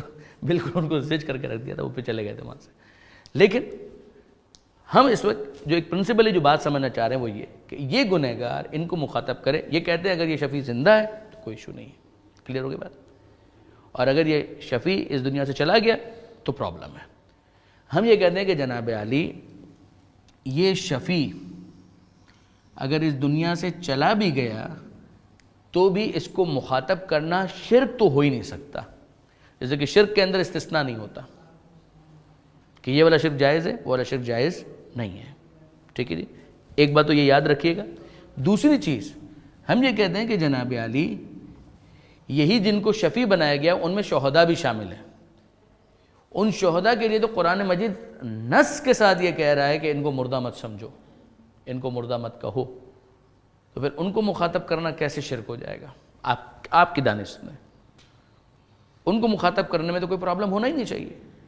امام حسین شہید ہیں، جناب حمزہ شہید ہیں، جناب جعفر طیار شہید ہیں، اور یہ سب کے سب حیات جاوید پاتے ہیں. کن کی وجہ سے؟ کس کے حکم پر انہوں نے عمل کیا تھا؟ پیغمبر اکرم. علامہ نقن صاحب کا بہت اچھا جملہ ہے، وہ کہتے ہیں کہ جس کے حکم پر عمل کرنے سے حیات جاوید ملتی ہے وہ خود حیات جاوید سے محروم ہوگا. اپنی جگہ پر ایک سوچنے والی بات ہے. اور پھر اس کے بعد یہ لطیفے ہیں تھوڑے تھوڑے سنتے جائیے گا کہ وہابی لٹریچر کے اندر آپ کو ایک چیز ملے گی. وہ قرآن مجید کی جو آیت ہے نا ان اللہ وملائکتہ یصلون علی النبی یا ایھا الذین آمنوا صلوا علیہ وسلموا تسلیما اللہم صلی علی محمد وآل محمد. درود کے لیے یہی آیت ہے نا، آیت درود جس کو کہا جاتا ہے. تو اس میں یہ ہے کہ جناب جب کوئی شخص پیغمبر اکرم پر درود بھیجتا ہے تو ہوتا کیا ہے؟ شیعوں کا تو معاملہ الگ ہے، سنیوں کا معاملہ بھی الگ ہے. یہ تو ہم بات کر رہے ہیں وہابیوں کی. ان کے لٹریچر میں یہ ملتا ہے. وہ یہ کہتے ہیں کہ جناب علی پیغمبر اکرم تو ظاہر ہے کہ معاذ اللہ مردہ ہیں.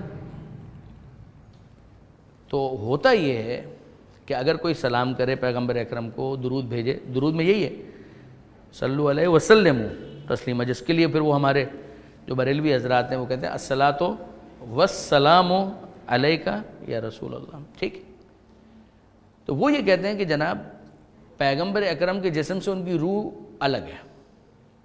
تو ہوتا یہ ہے کہ جب کوئی پیغمبر اکرم پر درود بھیجتا ہے، سلام بھیجتا ہے، تو پھر پروردگار عالم روح پیغمبر کو جسم کے اندر داخل. میں بالکل آپ سے ذمہ داری کے ساتھ یہ بات کہہ رہا ہوں، یہ میں نے خود پڑھا ہے ان کی کتابوں کے اندر، کہ ہوتا یہ ہے کہ پیغمبر اکرم کے جسم کے اندر روح کو پلٹا دیا جاتا ہے. پیغمبر اکرم سلام کا جواب دیتے ہیں، پھر واپس روح نکال لی جاتی ہے. پھر کوئی دوسرا سلام کرتا ہے تو پھر واپس روح کو داخل کر دیا جاتا ہے. پھر پیغمبر اکرم جواب دیتے ہیں، پھر اس کے بعد روح کو نکال لیا جاتا ہے.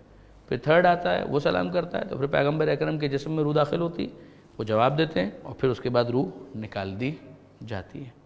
Are you getting the point? This is how things are going on.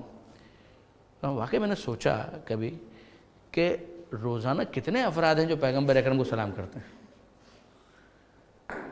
تو مسلمان جو ہیں وہ کروڑوں کی تعداد میں.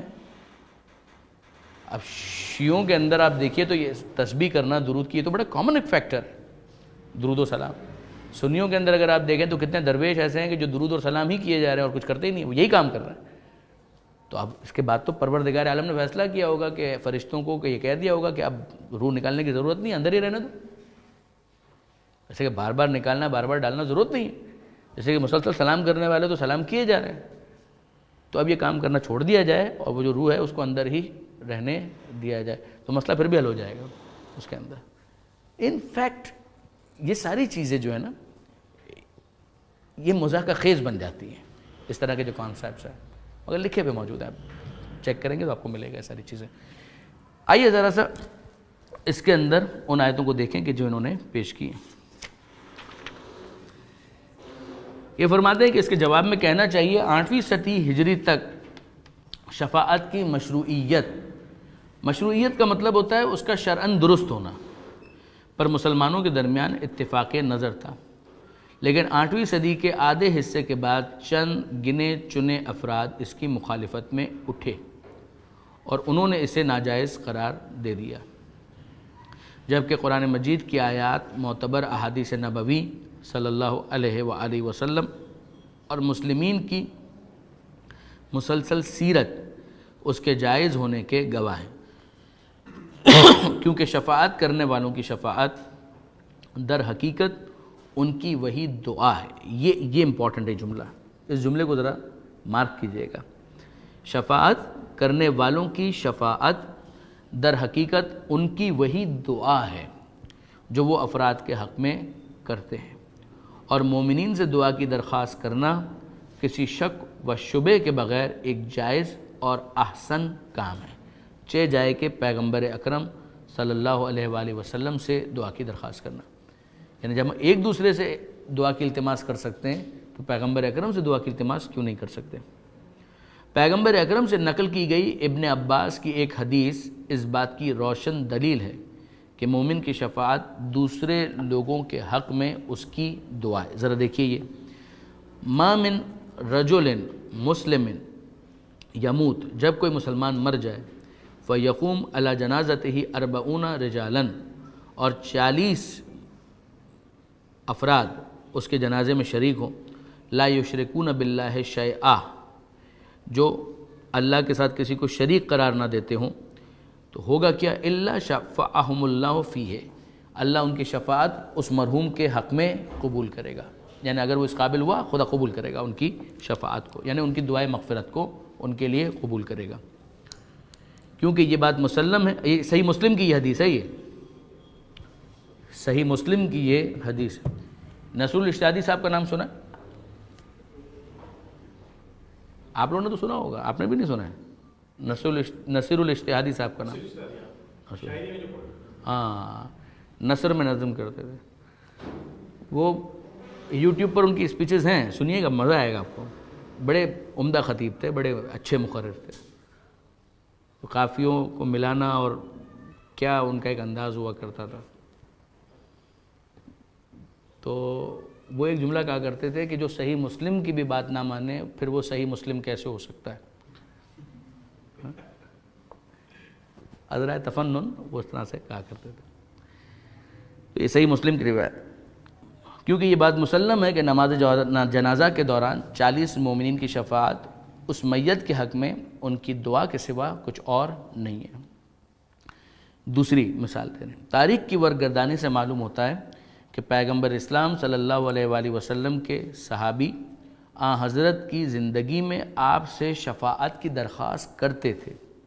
ترمذی انس بن مالک سے نقل کرتے ہوئے لکھتے ہیں کہ انس نے کہا، میں نے پیغمبر اسلام صلی اللہ علیہ وآلہ وسلم سے درخواست کی کہ قیامت کے دن میری شفاعت فرمائیں۔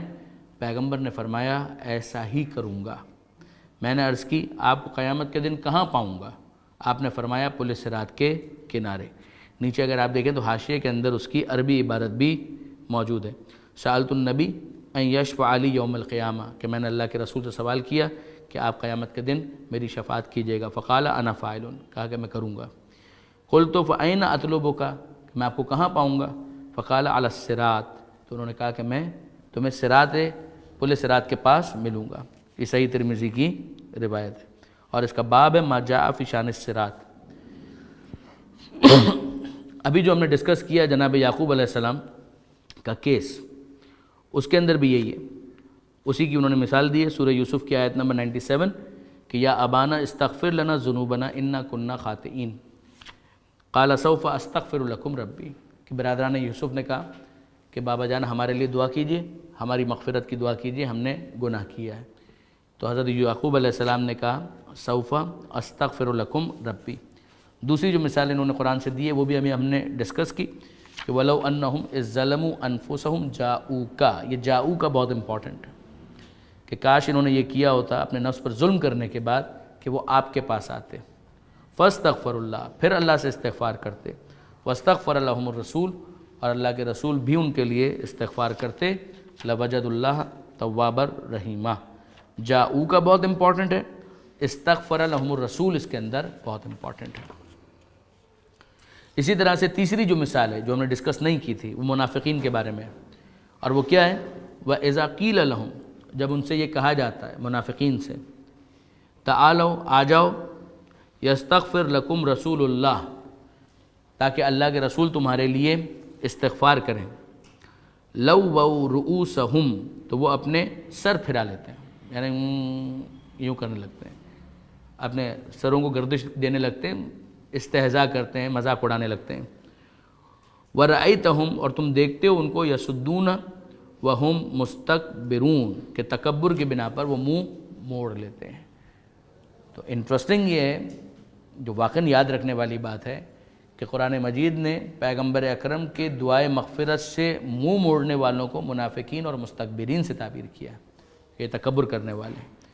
پھر اس کے بعد انہوں نے کہا کہ ظاہر ہے کہ پیغمبر صلی اللہ علیہ وآلہ وسلم سے استغفار در حقیقت وہی طلب شفاعت ہے، اور چونکہ طلب استغفار کی مخالفت نفاق اور استکبار کی علامت ہے، لہٰذا قدرتی طور پر اس کی انجام دہی بھی خدا کے حضور ایمان و خضوع کی علامت ہوگی۔ پھر فرماتے ہیں، اور چونکہ اس بحث سے ہمارا مقصد شفاعت کی درخواست کے جائز ہونے کو ثابت کرنا ہے، لہٰذا ان آیات کے مطابق شفیع کا زندہ نہ ہونا مقصد کو کوئی ضرر نہیں پہنچاتا، جس پر ہم نے بات کی کہ وہ زندہ ہو یا نہ ہو، مقصد کو کوئی ضرر نہیں پہنچاتا، اس لیے کہ یہ نہیں ہو سکتا کہ یہ والا شرک جائز ہے اور وہ والا شرک حرام۔ حتیٰ اگر فرض کر لیا جائے، یہ جملہ بہت امپورٹنٹ ہے، حتیٰ اگر فرض کر لیا جائے کہ یہ آیات صرف زندہ لوگوں کے بارے میں وارد ہوئی ہیں، نہ کہ مردوں کے لیے، پھر بھی اس سے ہمارے مقصود کو نقصان نہیں پہنچاتا، کیونکہ اگر زندوں سے شفاعت کی درخواست شرک نہیں ہے تو قدرتی طور پر مردوں سے شفاعت کی درخواست بھی شرک نہیں ہوگی۔ یہ کی پوائنٹ ہے، وہابی حضرات اسی کے اوپر اصرار کرتے ہیں، اس لیے کہ شفیع کی حیات و موت شرک و توحید کی بنیاد نہیں ہے، اور جو چیز ارواح سے درخواست شفاعت کے وقت ضروری ہے وہ ان کی قوت سماعت ہے کہ وہ سن سکتے ہیں، کہ ہم توسل کی بحث کے سلسلے میں اس کی وضاحت کریں گے اور مذکورہ رابطے کے وجود اور فائدے کو بھی ثابت کریں گے، جو اس وقت ہماری بحث سے خارج ہے، مگر پھر بھی ہم نے اس کو ٹچ کیا تھا۔ یہاں پر اس بات کی وضاحت ضروری ہے کہ مومنین و موحدین کی پیغمبروں اور اولیاء خدا سے شفاعت کی درخواست اور بت پرستوں کی بتوں سے شفاعت کی درخواست کے درمیان آسمان و زمین کا فرق ہے۔ ایک وہ ہے بت جس کے بارے میں طے شدہ ہے کہ پروردگار عالم نے اس کو کوئی ایسا اختیار نہیں دیا، نہ وہ سن سکتا ہے، نہ خدا نے اس کو کوئی اختیار دیا، اس کو یہ کہہ کر رب مان لینا، عبادت کرنا اس کی، اور پھر اس کے بعد شفاعت کا عنوان وہاں پر چپکا دینا، تو ظاہر ہے کہ مشرکین تو بہت ساری بیتو کی باتیں کر رہے تھے، اس میں سے ایک بیتو کی بات یہ بھی تھی، کہا ہونا شفاء ہونا، کہ یہ ہمارے شفیع ہیں، اس لیے ہم ان کی عبادت کرتے ہیں۔ ہم یہ کہہ رہے ہیں کہ جن کو خدا نے شفاعت کا اختیار دیا ہے ان کی بھی آپ عبادت نہیں کر سکتے، عبادت تو صرف خدا کی ہوگی، مگر کسی سے دعا کی التماس کرنا اور کسی کی عبادت کرنا، اس میں زمین آسمان کا فرق ہے، زمین آسمان کا فرق ہے۔ جب یہ کہا جا رہا تھا کہ آؤ تاکہ اللہ کے رسول تمہارے لیے استغفار کریں، تو یہ کہا جا رہا تھا کہ آؤ اللہ کے رسول کی تم عبادت کرو، یہ کہا جا رہا تھا۔ جب وہ بات کہی جا رہی تھی تھوڑی دیر پہلے جو ہم نے کہا کہ یعقوب علیہ السلام سے برادران یوسف نے یہ کہا کہ بابا جان ہمارے لیے اللہ کی بارگاہ میں مغفرت کریں، تو کیا وہ یہ کہہ رہے تھے کہ ہم آپ سے یہ کہہ کر آپ کی عبادت کر رہے ہیں؟ نان سینس ہے۔ دعا کی درخواست کرنا، طلب استغفار کرنا، مغفرت طلب کرنے کے لیے دعا کا کہنا اور کسی کی عبادت کرنا، ان دونوں چیزوں میں زمین آسمان کا فرق ہے۔ جو وہابی حضرات ہیں وہ اس نقطے سے غافل ہیں۔ جو بتوں کے حوالے سے مشرکین مکہ کا نظریہ تھا وہ ایبسولوٹلی باطل تھا۔ وہ کہتے تھے یہ ہمارے شفیع ہیں، شفاعت کرنے والے ہیں، لہٰذا ہم ان کی عبادت کرتے ہیں۔ ان دو چیزوں میں کیا توک ہے؟ آج اگر کوئی یہ کہے کہ چونکہ پیغمبر اکرم میرے شفیع ہیں لہٰذا میں ان کی عبادت کرتا ہوں، یہ بالکل غلط ہو جائے گا۔ اگر کوئی یہ کہے کہ چونکہ شہداء کربلا یا شہداء غزوہ احد وہ شہداء ہیں اور خدا کی بارگاہ میں شفاعت کرنے والے ہیں لہٰذا میں ان کی عبادت کرتا ہوں، that would be absolutely wrong. عبادت بالکل الگ چیز ہے۔ عبادت کا مطلب ہوتا ہے کچھ ایسا کرنا کہ جس سے اس بات کا اظہار ہو کہ سامنے والے کو وہ خدا سمجھتا ہے یا خدا کا شریک سمجھتا ہے. وہ تو آپ کچھ بھی کریں گے تو پھر وہ عبادت کے عنوان کی وجہ سے حرام ہو جائے گا. مگر اگر آپ عبادت نہیں کر رہے ہیں، آپ ان سے دعا کی التماس کر رہے ہیں، تو اس میں کیا پرابلم ہے؟ یہ بڑا ایک سینسٹیو ایشو وہابی حضرات کا بن گیا، اور وہ اس پہ غور کرنے کے لیے تیار ہی نہیں ہوتے.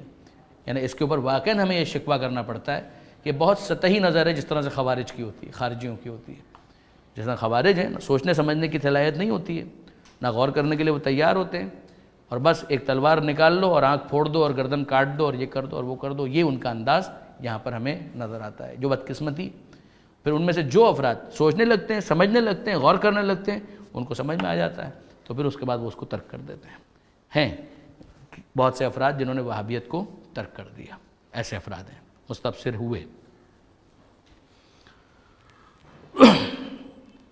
تو انہوں نے کہا کہ کیونکہ موحدین و مؤمنین دو بنیادی مطالب کے اقرار کے ساتھ اولیاء الہی سے شفاعت کی درخواست کرتے ہیں. دو بنیادی مطالب، کیا ان کا تعلق ہے اس کے ساتھ؟ دو بنیادی مطالب. نمبر ایک، شفاعت کا مقام اور مرتبہ ایک ایسا مرتبہ ہے جو صرف خدا سے مربوط ہے، اسی کے اختیار میں، اسی کے اختیار میں.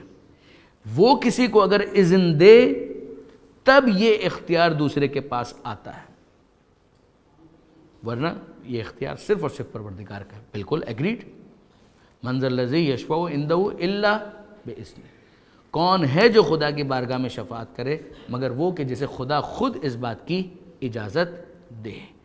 جب اذن پروردگار آ گیا تو معاملہ ختم ہو گیا. یہ نمبر دو، شفاعت کرنے والے جن کی طرف موحدین و مومنین درخواست کا ہاتھ بڑھاتے ہیں خدا کے مخلص بندے ہوتے ہیں کہ بارگاہ الہی میں تقرب کی وجہ سے ان کی دعا قبول ہوتی ہے. مذکورہ دو شرائط کی بنا پر عصر بعثت میں، یعنی جب پیغمبر اکرم نے اعلان رسالت کیا، شفاعت کے بارے میں موحدین اور مشرکین کے درمیان بنیادی فرق واضح ہو جاتا ہے. اول، مشرکین شفاعت کے نفاذ کے سلسلے میں کسی قسم کے قید و شرط کے پابند نہیں تھے. یعنی وہ کہتے تھے کہ خدا دے نہ دے یہ تو ہو گئے، یہ بدھ جو ہیں وہ شفاعت کرنے والے ہیں، خدا کون ہوتا ہے ان کو منع کرنے والا؟ خدا تو کر ہی نہیں سکتا ان کو منع. نہ خدا نے ان کو یہ اختیار دیا تھا ان بتوں کو، اور دوسری بات یہ کہ وہ کسی قید و بند کے بھی قائل نہیں تھے. ایک بنیادی غلطی ان کی تھی. گویا خدا نے اپنا حق اندھے اور گونگے بتوں کو بخش دیا ہے، جبکہ موحدین یعنی توحید کے ماننے والے قرآن کی رہنمائی کے مطابق مقام شفاعت کو صرف خدا کا حق سمجھتے تھے اور شافعین کی شفاعت کو اذن و رضائے الہی پر منحصر سمجھتے تھے.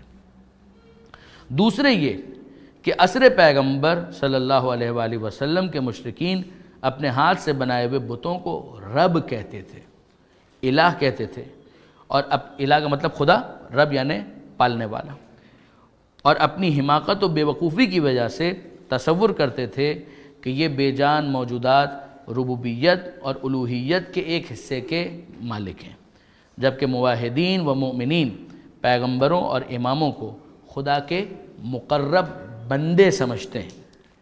اس امر کا برابر اقرار کرتے ہیں کہ عبدہ و رسولہ.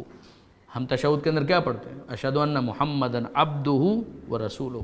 میں گواہی دیتا ہوں کہ محمد اللہ کے عبد ہیں، بندے ہیں اور اس کے رسول ہیں. عباد اللہ الصالحین، عباد اللہ الصالحین ہم کہتے ہیں اللہ کے بندگان جو صالح بندے ہیں. ان دونوں میں آسمان اور زمین کا فرق ہے. اس لحاظ سے قرآن مجید کی ان آیات کے ذریعے جن سے مشرکین کی بتوں سے شفاعت کی نفی ہوتی ہے، اسلام میں اصل شفاعت کی نفی کرنا ایک کھلا مغالطہ اور بے اساس قیاس کے علاوہ کچھ اور نہ ہوگا. یہ امپورٹنٹ تھا، لہذا اس کی عبارت بھی ہم نے آپ کے سامنے ریڈ آؤٹ کر دی. کوئی سوال ہے تو ارشاد فرمائیے، ورنہ بحث یہاں پر شفاعت کی مکمل ہوتی ہے. جی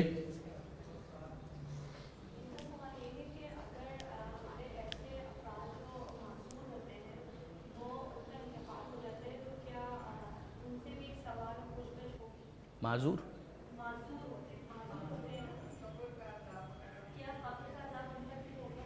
میں سمجھ نہیں پایا، معذور ہونے سے قبر کے عذاب کا کیا تعلق ہے؟ ہاں فرمائیے. اچھا یعنی مینٹلی جو ریٹارڈڈ ہے، ایک بات ذہن میں رکھیے گا، یہ البتہ تعلق تو اس کا عدل الہی کے ساتھ ہے. بنیادی طور پر وہ افراد جو اس دنیا میں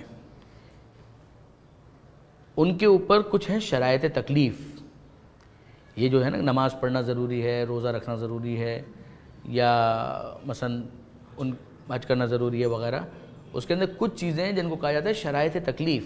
یہ تکلیف ہے نا، مکلف بنایا گیا یعنی ذمہ داری دی گئی. ذمہ داری دی گئی تو تکلیف آئی نا کہ یہ کرنا ہے. یہ شرائط تکلیف جو ہے اس کے اندر ایک شرط ہے صاحب عقل ہونا. اگر کوئی شخص صاحب عقل ہی نہیں ہے تو اس کے اوپر کوئی تکلیف نہیں ہے، نہ اس کے اوپر نماز واجب ہے، نہ اس کے اوپر روزہ واجب ہے، نہ اس کے اوپر اگر پیسہ ہے بھی تو بھی حج واجب نہیں، کچھ بھی نہیں واجب ہے. پروردگار عالم نے اس کے اوپر سے قلم جو ہے مرفوع کر دیا، اس کے لیے کوئی سوال جواب نہیں ہے، کچھ بھی نہیں ہے اس کے لیے. نہ قبر کا کوئی عذاب ہے. کیا بیچارے نے کرنا کیا تھا غریب نے جس کے پاس عقل ہی نہیں ہے؟ تو پروردگار عالم کی طرف سے اس کے اوپر کوئی ذمہ داری نہیں ہے. اب اس کے بعد جو اگلا جو یہاں پر اصل آپ کو نظر آ رہی ہے در توبہ کا کھلا ہونا، یہ ہم ویسے ہی ڈسکس کر چکے. جب ہم شفاعت کو ڈسکس کر رہے تھے تو میں نے گزارش کی تھی آپ سے کہ یہ رحمت پروردگار کے مختلف انداز ہیں. کبھی خدا ویسے ہی معاف کر دیتا ہے، توبہ بھی نہیں کیے تو بھی معاف کر دیا. کبھی توبہ کے بعد معاف کر دیتا ہے. کبھی میدان قیامت میں انسان کا گڑ گڑانا خود اسی کا خدا کی بارگاہ میں اس موقع پر گڑ گڑانا، جبکہ ہمارا ایزمپشن یہ ہے کہ اس نے بہت سے اچھے کام بھی کیے ہیں، تو پروردگار عالم وہاں پر بھی اس کو معاف کر دے، وعید کو ریموو کر دے، یعنی وعید کے مطابق اس کو جہنم میں نہ ڈالے. تو یہ خدا پر کوئی الزام نہیں ہے. جنت کا اگر کوئی انٹائٹلڈ ہو اور اس کو جنت میں نہ ڈالے تو یقیناً یہ پروردگار عالم کے اوپر ایک الزام آئے گا. لیکن معاف کر دینا، اس کے اوپر پروردگار عالم کی ملامت معاذ اللہ نہیں کی جا سکتی، خاص طور پر جب کہ وہ معاملہ حقوق اللہ سے متعلق ہو، حقوق الناس سے متعلق نہ ہو. حق الناس سے اگر متعلق ہے تو سیدھی سی بات ہے، پروردگار عالم نے پہلے ہی اس بات کو واضح کر دیا ہے کہ جب تک وہ نہیں معاف کرے گا میں بھی معاف نہیں کروں گا. ایک الگ چیز ہے، وہ ایک الگ چیز ہے. لیکن جہاں تک حقوق اللہ کا معاملہ ہے اس کے اندر گنجائش بنتی ہے. پھر جزا کی بحث انہوں نے کی ہے، ٹھیک ہے. سوری میں نہیں سمجھ پایا آپ کا سوال.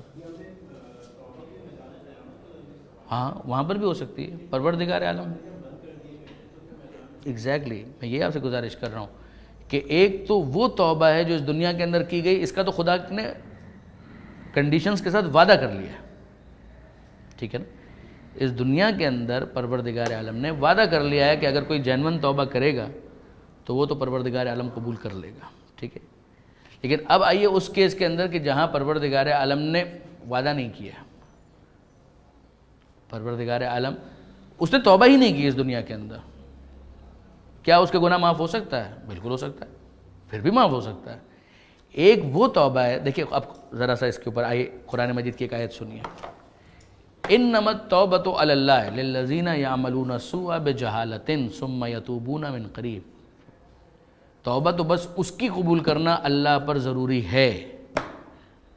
الفاظ بھی تو آپ دیکھیے، انما التوبۃ علی اللہ. علی اللہ کا مطلب کیا ہوتا ہے؟ اللہ کا مطلب ہوتا ہے ذمہ داری. میں اگر یہ کہوں نا کہ علیکا الف درہم، کہ تم پر لازم ہے 1000 درہم کہ تم دو مثلا، تو اللہ کے ذریعے سے ذمہ داری کو سمجھایا جاتا ہے، لام کے ذریعے سے حق کو سمجھایا جاتا ہے. مثلا میں کہوں لہو علیہ الف درہم، اس کے حق میں میرے ذمے ہیں 1000 درہم. لام حق کو بتاتا ہے، اللہ بتاتا ہے ذمہ داری کو. پروردگار عالم نے لفظ اللہ استعمال کیا. کتب ربکم علی نفسہ الرحمہ، تمہارے رب نے اپنے آپ پر رحمت کو واجب کر لیا. کون واجب کرے گا خدا کے اوپر؟ خدا خود ہی اپنے آپ پر اس کے لطف و کرم کی وجہ سے اگر واجب کرے تو کرے، ورنہ کون اس کے اوپر کوئی چیز واجب کر سکتا ہے. اب توبہ کے معاملے میں کیا ہے؟ پروردگار کہتا ہے انما التوبۃ علی اللہ. توبہ تو بس اس کی قبول کرنا اللہ پر لازم ہے. للذین، وہ لوگ، للذین ان کے حق میں، یعملون السوء بجہالۃ، کہ جنہوں نے برے کام کو انجام دیا جہالت کی وجہ سے، آؤٹ آف اگنورنس. ثم یتوبون من قریب، اس کے بعد پھر انہوں نے فوراً توبہ کر لی، ثم یتوبون من قریب فاولئک یتوب اللہ علیہم، تو اللہ ان کی توبہ قبول کرے گا لازمی طور پر۔ علامہ نقن صاحب نے اس آیت کی ذیل میں لکھا کہ بڑی ہمت شکن آیت ہے یہ، یعنی آدمی کی ہمت جو ہے پست ہو جائے کہ بس انہی کی توبہ خدا قبول کرے گا۔ یہ نہیں کہا، خود ہی وضاحت کی اس کی، کہ یہ نہیں کہا کہ انہی کی توبہ قبول کرے گا، یہ کہا کہ ان کی توبہ قبول کرنا تو خدا نے لازم کر لیا۔ کہ یہ تو میکانزم ہمارے سامنے آ گیا کہ اگر واقعاً کوئی اس طرح سے توبہ کر رہا ہے کہ آؤٹ آف اگنورنس اس نے غلط کام کر لیا اور فوراً اس نے توبہ کر لی جیسے اس کو پتہ چلا، تو یہ توبہ قبول کرنا تو خدا نے اپنے آپ پر لازم کر لیا، 1۔ لیکن کیا اس کے علاوہ خدا توبہ قبول کرنا چاہے تو نہیں کر سکتا؟ یہ نہیں کہا ہے۔ ان کی توبہ قبول کرنا لازمی ہے، باقی جو ہیں ان کی توبہ قبول ہو بھی سکتی ہے، رد بھی ہو سکتی ہے۔ اب خدا حکیم علی الاطلاق ہے، تو خدا کوئی بھی کام کرے گا تو بغیر وجہ کے نہیں کرے گا۔ رحمت پروردگار ہی اس بات کی متقاضی ہو جائے جو یہاں پر آیت دی بھی ہوئی ہے کہ کتب ربکم علی نفسہ الرحمہ، جو میں نے ابھی پڑھی بھی آپ کے سامنے، کہ تمہارے رب نے اپنے آپ پر رحمت کو بھی واجب کر لیا ہے۔ تو آؤٹ آف مرسی اگر وہ کسی کو ویسے ہی معاف کرنا چاہے تو کر سکتا ہے، میدان قیامت میں آؤٹ آف مرسی ویسے ہی معاف کرنا چاہے۔ وہاں پر توبہ سے ظاہر ہے کہ توبہ کا مطلب پلٹ کر آنا، تو اب وہ کسی عمل کی ریکٹیفیکیشن تو ہونے سے رہی، وہ تو دنیا میں ہو سکتی تھی، مگر میدان قیامت میں ایک انسان گڑ گڑا رہا ہے پروردگار مجھے معاف کر دے، معاف کر دے، معاف کر دے، مغفرت کر دے، مغفرت کر دے، خدا معاف کر دے، دیر از نو پرابلم، دیر از نو ہارم۔ لفظ توبہ شاید اس کے لیے مناسب نہ ہو، استغفار زیادہ مناسب ہے۔ توبہ کے اندر تو یہ ہوتا ہے پلٹ کر واپس آنا اور اس کے بعد پھر مثلاً اس کام کو نہ کرنا۔ اب وہ نہ کرنا تو گنجائش ہی نہیں ہے نا، دنیا سے تو ہم جا چکے ہیں۔ دنیا کے اندر ایک انسان یہ کہے کہ مالک آئندہ میں یہ نہیں کروں گا، تو بات سمجھ میں آتی ہے۔ دنیا کے اندر ابھی ہے تو جب تک زندگی باقی ہے آئندہ میں یہ نہیں کروں گا، زندگی تو ختم ہو گئی، اب تو قیامت کے میدان میں ہم لوگ کھڑے ہوئے ہیں۔ استغفار بالکل ہو سکتا ہے، بالکل ہو سکتا ہے، کیوں نہیں ہو سکتا ہے بی بی؟ بالکل ہو سکتا ہے۔ ہاں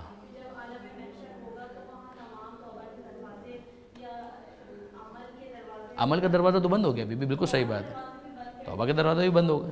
اس اعتبار سے توبہ کے دروازے بند ہیں کہ واپس آپ کچھ کر نہیں سکتے، عمل تو کچھ بھی نہیں ہو سکتا نا۔ حساب و کتاب ہوگا، اس حساب و کتاب کے بعد یہ بات آ گئی کہ یہ انٹائٹل ہے جہنم کے لیے، تو وہ کیا کرے گا خدا سے؟ یہ کہے گا نا پروردگار مجھے معاف کر دے، اور کیا بولے گا؟ بالکل کر سکتا ہے، خدا کے اوپر کون پابندی لگا سکتا ہے؟ میں یہ شفاعت کب ہو رہی ہے؟ خدا آپ یہی دیکھیں نا، شفاعت کب ہو رہی ہے؟ قیامت میں ہی ہو رہی ہے نا بی بی۔ کن کی ہو رہی ہے؟ وہی تو ہم ابھی بات کر رہے تھے تھوڑی دیر پہلے کہ کبیرہ ایک صغیرہ گناہ ہے، اگر کبیرہ کے لیے تم نے اپنے آپ کو بچا لیا تو صغیرہ کو تو ہم ویسے ہی معاف کر دیں گے۔ وہ کیا بات ہو رہی تھی؟ یہی تو سب تھا کہ اگر تم نے فرض کرو توبہ نہیں بھی کی، معاذ اللہ خدا نہ کرے، یعنی اس نوبت وہاں تک جانے نہیں دینی چاہیے۔ میں یہ نہیں کہہ رہا کہ انسان اپنے آپ کو خواہ مخواہ انکریج کرے کہ وہاں تک وہ پہنچائے۔ بحث یہ ہو رہی ہے کہ ایک کیس ہے، کبیرہ گناہوں سے اپنے آپ کو بچایا، صغیرہ گناہ جو ہے وہ کرتا رہا، ٹھیک ہے جی، توبہ ہی نہیں کی اس نے۔ تو اب وہ جو آیت ابھی ہم نے آپ کے سامنے پڑھی سورہ نساء والی، اس کے مطابق تو اس صغیرہ گناہ کی بھی توبہ نہیں ہونی چاہیے نا، اس لیے کہ کی نہیں ہے توبہ۔ لیکن پروردگار عالم نے کہا کہ نہیں، اگر تم نے کبیرہ سے اپنے آپ کو بچا لیا تو صغیرہ کو تو ہم ویسے ہی معاف کر دیں گے۔ اب یہ خدا کا لطف ہے، یہ کرم ہے پروردگار کا۔ اگلا مرحلہ ہے کہ جو کبیرہ گناہ تھے اس کے لیے پیغمبر اکرم نے ایک بات کہی کہ بھائی میں ان افراد کے لیے دعا مانگوں گا، شفاعت کروں گا۔ میری امت میں اگر کسی نے کبیرہ گناہ بھی کیا ہے، میں خدا کی بارگاہ میں شفاعت ضرور کروں گا۔ وہ شفاعت کیوں کر رہے ہیں؟ تاکہ پروردگار قبول کرے۔ یہ پروردگار عالم اپنے حبیب کے اسٹیٹس کو سمجھانے کے لیے کہ میں اپنے حبیب کے صدقے میں ان کو معاف کرتا ہوں، ٹھیک ہے، کر سکتا ہے خدا، کیوں نہیں کر سکتا؟ اب وہاں پر میدان قیامت میں میں پیغمبر اکرم سے اگر یہ کہہ سکتا ہوں اللہ کے رسول میرے لیے دعا کریں، میں جناب سیدہ سے ہاتھ جوڑ کر کہہ سکتا ہوں کہ آپ میرے لیے دعا مانگیں، تو پھر اس موقع پر میں کہ خدا سے یہ نہیں کہہ سکتا اے پروردگار تو مجھے معاف کر دے؟ بالکل کہہ سکتا۔ دونوں چیزیں ساتھ ساتھ چل رہی ہیں۔ خدا سے تو انسان کہہ ہی رہا ہے کہ اے پروردگار مجھے معاف کر دے، ساتھ ساتھ وہ کہہ رہا ہے کہ آپ بھی میرے لیے دعا مانگیں۔ اس وقت تو اور کوئی تو مانگنے والا ہے نہیں، یہی افراد ہیں کہ جو خدا سے کچھ کہہ سکتے ہیں، اس لیے کہ خدا نے ان کو اجازت یا اذن دیا ہوا ہے۔ تو اس میں ان کی وجہ سے یا براہ راست پروردگار عالم کسی کیس کے اندر یوں، کسی کیس کے اندر یوں اگر قبول کر کے اس کو معاف کر دے تو اس میں کوئی پرابلم نہیں ہے۔ میں صرف یہ عرض کرنا چاہ رہا ہوں۔ Are you getting the point؟ قرآن مجید کی آیتیں اس حوالے سے موجود ہیں، فرمائیے۔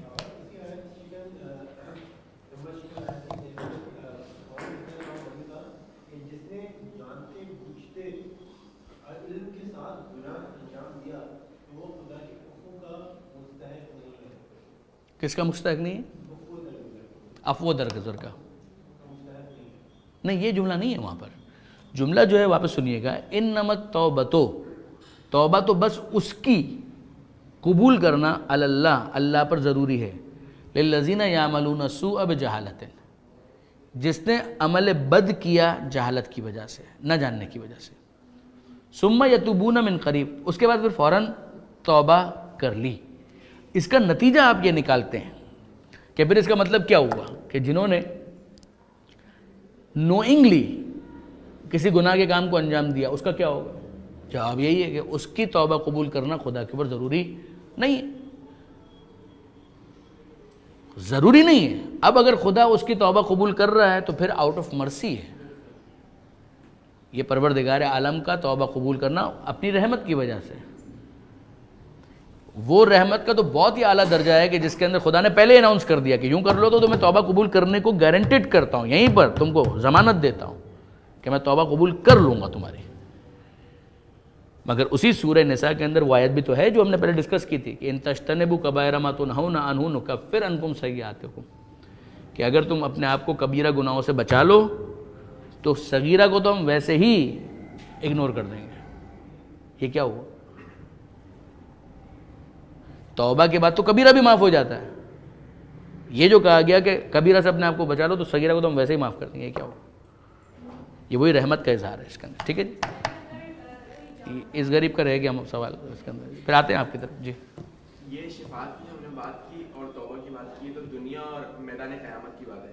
قبر اور برزخ کے دوران شفاعت ہو سکتی ہے؟ بیٹا معصومین نے یہ جملے تو کہے ہیں نا، یہ تو پہلے بھی بات آئی تھی کہ اپنے آپ کو قبر کے لیے تیار کر کے آنا، مگر رحمت پروردگار کو ہم کہیں پر بھی نہیں روک سکتے. قبر میں بھی اگر رحمت پروردگار شامل حال ہو اور پروردگار معاف کر دے تو کیا ہے اس کے اندر؟ ناممکن تو نہیں ہے. کیسے ناممکن ہے؟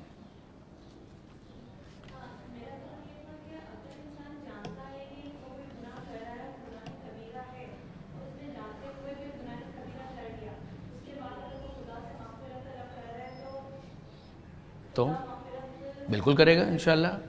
اگر اس کی جینون توبہ ہے، اگر وہ یہ گناہ کبیرہ کرنے کے بعد بھی جینون توبہ کرے، دل میں ندامت، زبان سے اظہار، اس بات کا پورا ارادہ کہ آئندہ اس کام کو نہیں کروں گا، بالکل کیوں نہیں.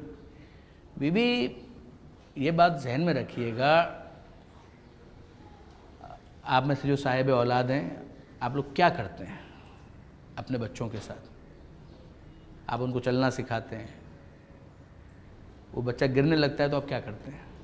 ہاتھ پکڑ ہی لیتے ہیں نا. آپ اس کو کہتے ہیں وہاں پر نہیں جانا، پھر اگر وہاں پر جانے لگے اور آگ ہو وہاں پر، پھر آپ جاتے ہیں اس کو بچا لیتے ہیں. تھوڑی بولتے ہیں کہ میں نے منع بھی کیا تھا، ابھی بھی اگر جا رہا ہے تو جانے تو اس کو چلنے. تو آپ کریں گے؟ یہ نہیں کریں گے. جب آپ ماں ہوتے ہوئے یہ کام نہیں کر سکتے، خدا رب ہے، پروردگار ہے، اس کا معاملہ بہت آگے ہے. وہ مختلف طریقوں سے اپنے بندوں کو معاف کرنے کے بہانے ڈھونڈتا ہے. یہ ایک اصول ہے، اس کو یاد رکھیے گا. پروردگار نے بنیاد اس پر نہیں رکھی ہے کہ بس سم ہاؤ ون وے اور دا ادر مجھے جہنم کے اندر ہی بھیجنا ہے، نہیں ہے یہ. ہاں، انسان جسارت پر آمادہ نہ ہو، نمرود فرعون نہ بن جائے، یزید نہ بن جائے، وہ حرکتیں نہ کرے. کوشش کرے آگے بڑھنے کی، خدا سے قریب ہونے کی. یہی خدا کو پسند ہے. بس اتنی سی بات ہے. باقی پروردگار اپنے بندوں کو معاف کرنا چاہتا ہے، اپنے بندوں کو جہنم میں ہی ڈالنے کا اس نے کوئی ایسا ارادہ نہیں کیا. ڈالنا چاہے تو بہت سارے انٹائٹلڈ ڈال سکتا ہے وہ، مگر وہ معاف کرنے کے بہانے ڈھونڈتا ہے.